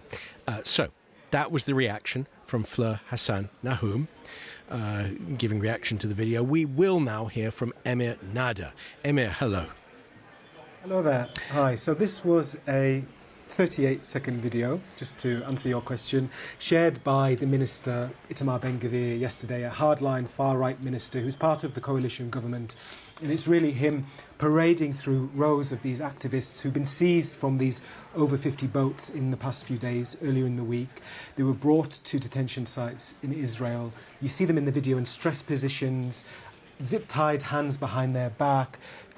You see the minister really gloating. He says, "Welcome to Israel. We are the masters here." It is indeed very shocking, and as you've heard from the voices at the beginning of this segment, actually what's emerging today is that despite how shocking that video is, some of the treatment of those who've been detained, some of the over 400 activists, in fact goes way beyond, according to them, goes way beyond the humiliating treatment that has provoked so much international condemnation anyway. And of course, we've heard that response from Fleur Hassan Nahum from the Likud party. We've seen Benjamin Netanyahu himself saying that the minister's actions were not in line with Israeli values. Is it possible to work out the wider Israeli public reaction? I think what's interesting here is there is a split within the government which reflects something wider in Israeli society. You have Prime Minister Netanyahu and the Foreign Minister writing in English, saying that this video and this treatment doesn't reflect our values, writing in English for international consumption, aware of all of this international condemnation. In response, doubling down today, you have Ben Gvir, who comes from this far-right trend, very populist trend within Israeli politics, and he's written today in Hebrew for local consumption, no doubt, doubling down, saying that, you know, we are a people that know how to fight and we should stop apologizing and turning the other cheek. And I think it's worth bearing in mind that we are also entering election season here in Israel as well. And so while the Prime Minister is maybe thinking internationally and he's thinking about his own political interests, you have Ben Gvir, who's really trying to position himself and appeal to that far-right trend in Israeli politics and Israeli society. The activists on board the Gaza flotilla say they want to raise attention, but they also say they wanted to transport aid into Gaza. Their ultimate aim was simply to sail towards Gaza. That has not happened on many of the flotillas in recent years. None of them have got to Israel. Does aid, though, at the moment, get into Gaza? It's a good question. So you have the Israeli government insisting that 600 trucks a day they are getting into Gaza with aid every day. On the other hand, we can see Gaza, where 1.3 million people remain displaced in makeshift shelters, where there is still rubble everywhere, with bodies still unretrieved from under the rubble, where the United Nations and humanitarian agencies say it's not just about the amount of aid that's getting in.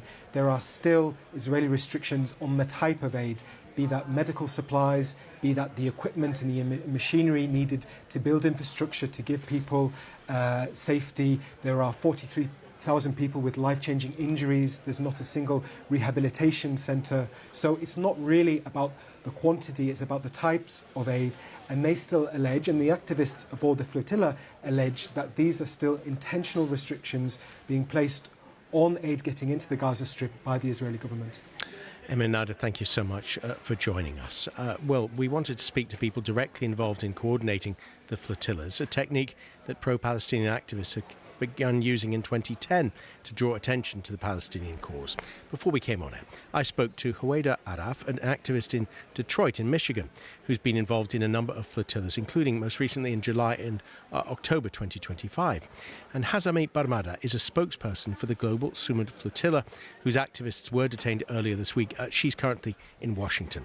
I began by asking her that given Israel's routine interceptions of the flotillas, are there not simply better ways of getting aid directly to people in Gaza? I want to be very direct. The issue in Gaza is not a humanitarian catastrophe. It's a political failure. And the aid is part of the much broader agenda, which is to highlight the fact that Israel uses starvation as a weapon of war. The fact that Israel has been under siege and blockade illegally for, 17, 18 years. The fact that people are restricted from access to the sea, mobilization, mobility. And so while the aid is indeed carried there, and it is an effort to bring attention, it is a much broader initiative to bring, in essence, political crisis to Israel, to expose their crimes against humanity. You mentioned a number of charges against Israel. Israel does deny those charges. Is the aim to get aid into Gaza or to get attention? I think it's a multi-pronged approach. The aid is definitely a part of it. I mean, the flotilla did travel with, tons of aid, but more so than that, Palestinians are not asking for handouts, nor is the international community. We're asking for a situation where Palestinians do not need to rely on humanitarian aid, because that is the failure of the international community. Huwaida Araf in Detroit, you have been on a number of flotillas yourself, most recently in 2025. Tell us about that experience, please.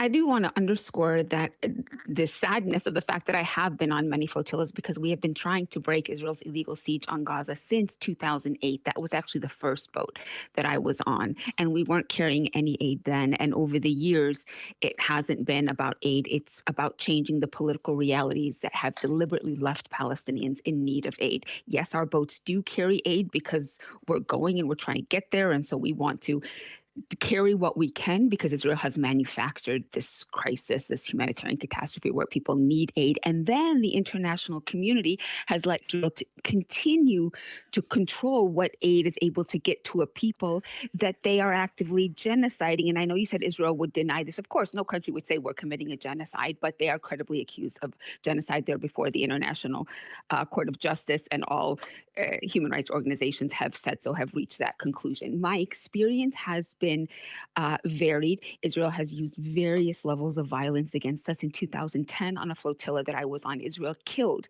10 of our colleagues, and has never been held accountable. In other flotillas, we have been beaten, seriously injured.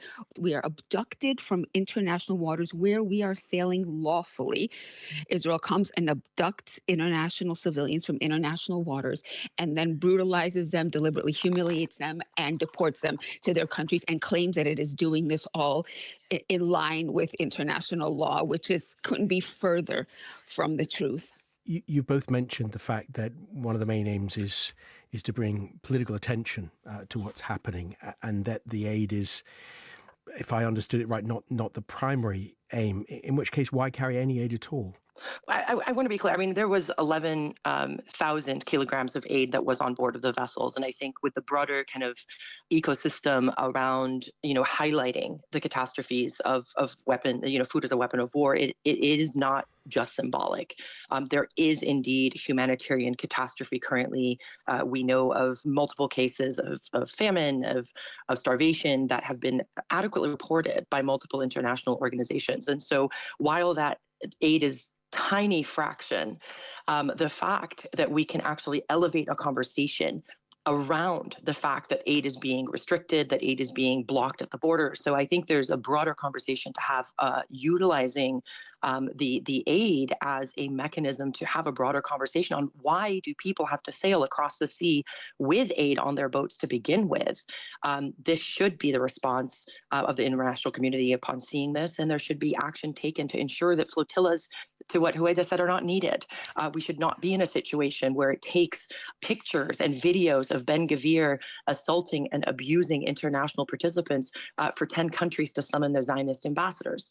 But we do know that these moments become catalytical in creating a political chaos and political crisis for Israel, which we are seeing unfold. You have 24 countries have issued condemnations. People are protesting around the world. Members of parliament across Europe are pressuring the European Commission president to take action and sanction. So while it was a humanitarian mission, I think it's also very important to note that, framing this as a humanitarian mission is also critical, because these were unarmed mothers and fathers and doctors and physicians and people across the board that were coming because they felt a moral obligation to act. Given that we're speaking about aid into Gaza, there are 2 points I need to make before we go on to the next question. The first is that the Israeli Foreign Ministry has said that more than 1.5 million tons of aid and thousands of tons of medical supplies have entered Gaza over the past 7 months. And the UN, though, says that humanitarian operations continue to be undermined by restrictions on the import of critical spare parts, such as backup generators. And it notes that only 86% of the humanitarian supplies initially approved by Israeli authorities for entry into Gaza in April were ultimately offloaded at border crossings. So if someone somewhere in the world procures a generator that they want to be used in Gaza, is it best for them to put this generator onto a flotilla, or to give it to a humanitarian organisation to coordinate the entry of that generator into Gaza? At this point, either one is not sufficient. I mean, we know that there are lines and lines of trucks waiting to get into Gaza. We know that Israel has denied things like anesthesia from entering into Gaza. They have denied generators, not new, not since October 7th. We were trying to bring generators into Gaza back in 2010 because Israel has continuously denied Palestinians the fundamentals of life. Yes, they let in drips and drabs, but lots of aid has spoiled food aid, and lots of things like things that we have carried on our boats before, crutches, anesthesia, basic food, baby formula. The boat that I was on in last year in July 2025 carried baby formula because Israel, we know that infants were starving to death. And that boat was attacked. Israel sent out its naval commando, its most elite force, to attack a small boat carrying baby formula. Why are these things not allowed into Gaza? So either way, whether to give them to humanitarian organizations or to put on our boats, we're still leaving Israel in charge of what gets in and out, and that is unacceptable. And Israel, of course, says that it needs to place some restrictions on what get in to make sure that parts do not end up in the charge of Hamas. How do you ensure that aid doesn't end up under the control of Hamas? Let's just be very clear that Palestine has been under occupation, under siege for over 70 years. So this happened before Hamas was even put into power, and it's going to happen after, because this is a settler colonial project that has an interest in... I'm so sorry for interrupting. It was just a specific question now of how but to I think ensure it's the aid wrong, doesn't get into... I think it's the wrong framing. I think it's the wrong framing. It was just a Israel, question that we've chosen to ask, and I would hope you might be able to reply. Well, collective punishment of people in Gaza is not, you can't say that you're going to restrict aid and food and basic living supplies, or, indiscriminately bomb homes, because there may be people that you want to eliminate. I mean, that logic would not apply anywhere else in the world, and it should absolutely not be tolerated and allowed by Israel. The aid needs to get to the people. Children are being collectively punished. Elderly patients, cancer patients, people across the board are being denied access to basic services. And we know, that Israel is using this as an excuse to scapegoat the situation. And so, while I appreciate that you want to ask the question, I think it's very important that we ask why Israel wants to continue to dominate and control and ethnically cleanse a population. I mean, look at the West Bank right now. There is no Hamas in the West Bank. Can I also say, James, our boat in July was carrying baby formula and teddy bears. So, and we were attacked because Israel was afraid that our teddy bears or baby formula would get to kids who are somehow related to Hamas.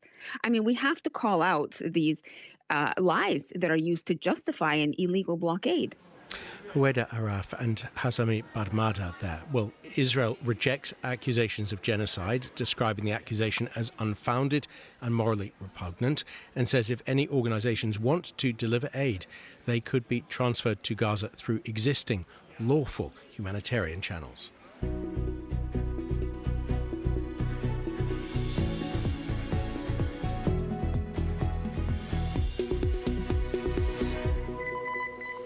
This is Outside Source on the BBC World Service. To the war in Ukraine now. Ukraine aims to shoot down 95% of Russia's long-range drones by the end of this year.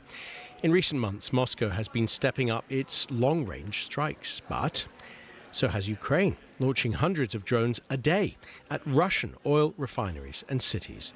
The two countries' air defences are being tested like never before. But as our defence correspondent Jonathan Beale has been finding out, Ukraine is making significant advances to defend its skies. Jonathan is with us. Tell us what that fight for the Battle of the Skies is looking like at the moment every day. Well, there was a taste of it, James, earlier this month when Russia fired 1,500 drones and 56 missiles within 48 hours. That's one of the biggest attacks. You get a sense of how Ukraine is better able to defend its skies from the statistics. Now, I should say that one of those missiles did get through, and it's inevitable when you fire so many drones and missiles that some will get through the air defense system, however good it is. You've seen Israel dealing with some of the strikes from Iran. Inevitably, some get through, and in that particular strike I'm talking about earlier this month, there was a missile that hit an apartment block, killing 24 people. So there are still casualties, but 94% of those 1,500 drones were shot down, were intercepted, and about 73% of the missiles were also taken down. Ukraine is finding it very hard to take down Russian ballistic missiles, which go high up into the atmosphere. The only effective weapon they have for that really is the US-made Patriot interceptors, and they're relatively short supply, not least because of what's been happening in Iran. But it has been developing its own solutions, Ukraine, and the specific sort of success they've had is with these short-range drone interceptors. They're making about 1,000 a day, and they are taking out, if we give the example of March, 30,000 Russian drones. And indeed, Ukraine's defense minister has said those interceptor drones, they've doubled the number of Shaheeds they've shot down in the past 4 months, even though Russia's increased the launches of those Shahed drones, these delta-wing drones, large one-way attack drones, by 35% a month. So they are having some success. Jonathan, tell us about the Ukrainians you met who operate some of the drones. Well, so we met some Marines, and I'll just give you a little description of those drones. They look a bit like a bullet, about half a metre tall.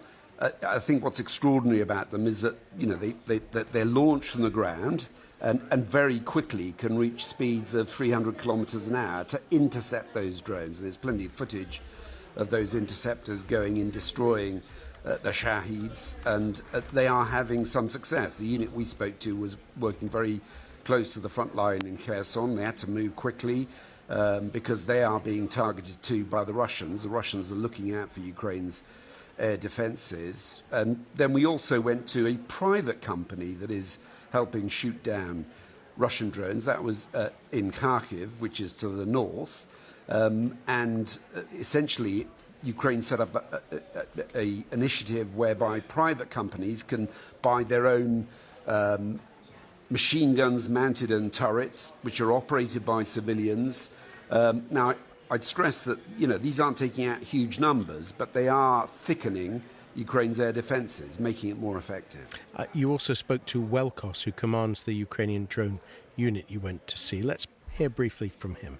We're showing the world we can fight a bigger enemy while inflicting significant losses, and at the same time we're defending ourselves effectively. Yes, one big drone. Yeah. And Jonathan, given that you cover defence all around the world, how is drone warfare in this conflict perhaps influencing other conflicts? Well, it's certainly, I mean, I think it's worth remembering that the Shahed drone, which Russia is using, was basically an Iranian design that they mass-produced and are developing. For example, they're developing jet-powered Shahed drones, which are going to fly much faster. If you look at the front line, we went to the front line with the Ukrainian Marines, part of Welkos's unit you just heard from there. And they're using effectively just rifles and nets to try to stop these small first-person view drones terrorizing civilians, but also soldiers on the front line. That is the biggest killer at the moment. It's not these large weapons that are being used, but these small FPV drones, which are causing huge casualties near the front line. So, I mean, wherever you look, drones are involved. And of course, the development of those drones, trying to counter them, is happening very quickly in this battle. So technologies are changing, because they're trying to jam each other's drones. They're using fiber optic drones. Technology's changing every 6 weeks or so. They've got to adapt them. Jonathan Beale, our defence correspondent, thank you so much for joining us. This is James Reynolds with you on Outside Source on the BBC World Service. Please do stay with us. Thank you for joining us on the BBC World Service. In half an hour, it's Outlook. A little girl in the Cuban countryside who loved to sing, a chance encounter with Fidel Castro, and the secret mission that whisked her away to America, onto the stages of Las Vegas. For Candy Sosa, all roads led back to music. After that, Witness History remembers Montenegro's vote for independence in 2006. I mean, I personally and all the other people who were involved in that, we knew that we managed to achieve something that is huge, something that is historical. And at BBC.com, Health Check is learning about the Ebola outbreak in the Democratic Republic of Congo. What's happening right now is we're seeing a particular species of Ebola called the Bundibugyo species. This hasn't been seen for a decade, so in a way it feels like it's new, but we've seen it before. There's more at bbc.com. This is Outside Source on the BBC World Service. We're live from our newsroom here in central London. In a few minutes' time, we might ask you to think or come up with the most should we say, imaginative name for a political party around the world or a political movement. I wonder if you can beat the Cockroach Party. That's a party or a movement which is springing up in response to comments made by the Chief Justice of India. We will bring you the story. BBC News with Debbie Russ.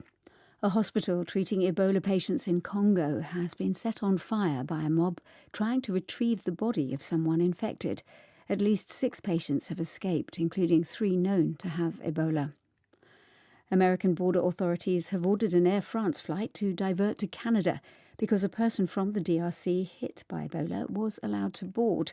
The US is restricting entry for non-nationals who've been in the DRC, South Sudan or Uganda in the past 3 weeks.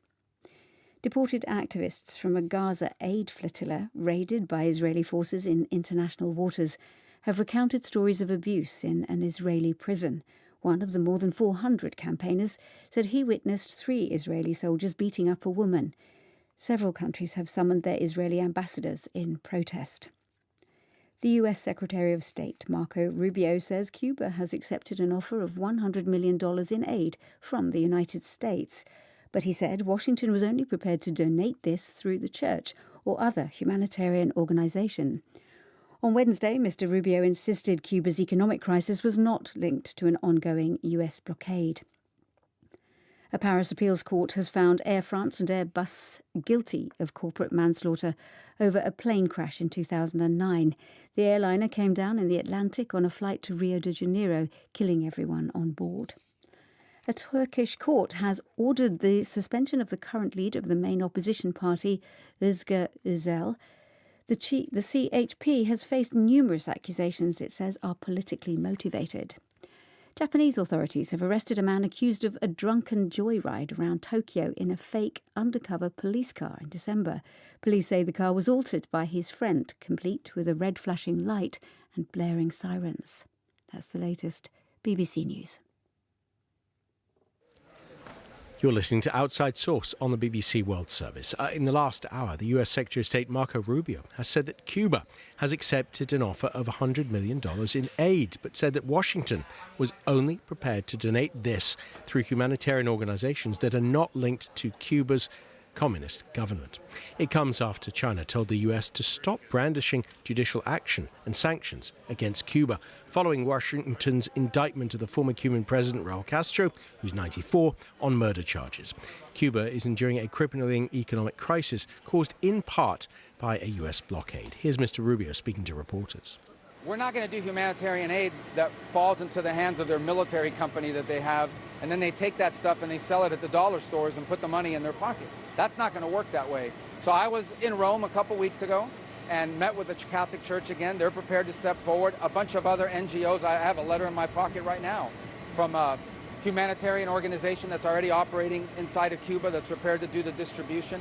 We were able to do about $6 million after the, well, $6 million we've dedicated to it. 3 of the 6 million were distributed inside of Cuba after the hurricane through the Catholic Church. Obviously, there's another 3 million that's being held up, by the way, by the Cubans through their permitting process. We might have just gotten a few days ago permission to do the other 3 million. But we're prepared to do more, but it has to be distributed by groups that are not linked to the regime or to that military company, Gaesa, because they'll just steal it and it'll never get to the people. Marco Rubio there. Well, let's bring in our correspondent, Will Grant, who is in Cuba. And Will, I know you've been out and about. Who have you been speaking to? Primarily construction workers this morning for an interesting project that exists, which is to do with trying to tackle the housing crisis in the country. And as you can imagine, state construction workers were pretty solidly in support, or at least the main foreman was pretty solidly in support of Raul Castro, saying that the whole thing is a pretext. All of the charges against him are essentially a pretext towards military action. But he said this isn't Venezuela, and that if there was any attempt to invade Cuba, it would come up against a powerful response among the Cuban people. This is ahead of a march which is planned on Friday, early in the morning in Havana, which will march on the US Embassy, again in support of Raul Castro. And are people seriously considering the prospect that what happened in Venezuela would happen in Cuba now? I think what's interesting is that nobody feels like it's off the table. So previously, a few years ago, even a year ago, I think people would never have imagined that that would even be discussed in Washington. Now they're very aware that it is being discussed, and it's being backed with things like military spy flights around the island. There are movements of military hardware in the region. There's enough to make people nervous, put it that way.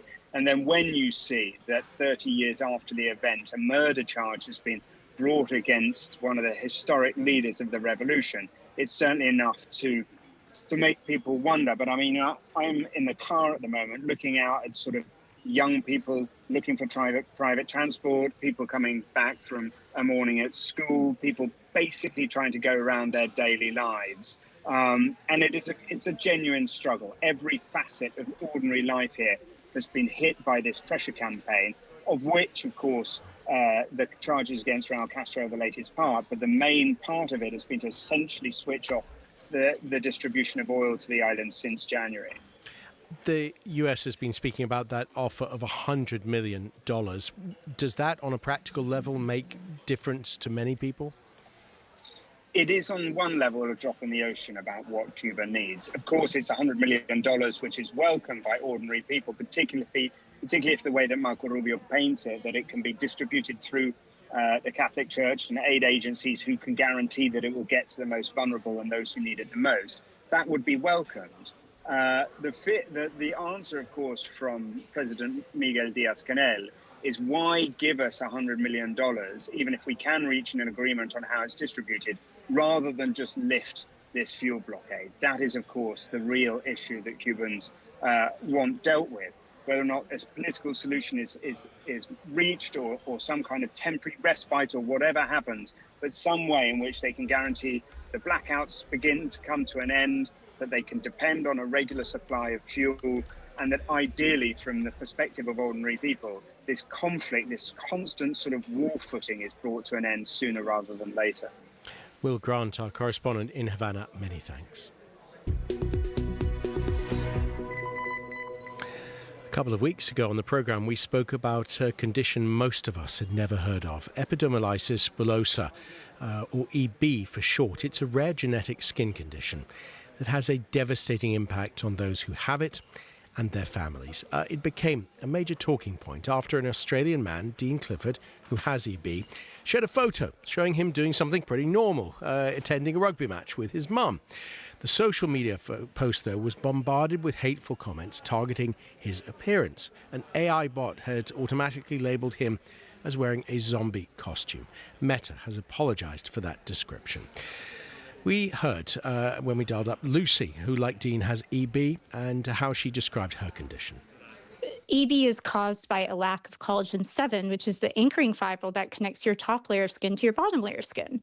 Without this connecting fibril, people with EB have very fragile skin. As you can imagine, if you were to trip and fall, if you have EB, instead of getting a bruise, your skin would slough off, similar to a third-degree burn, or you would blister.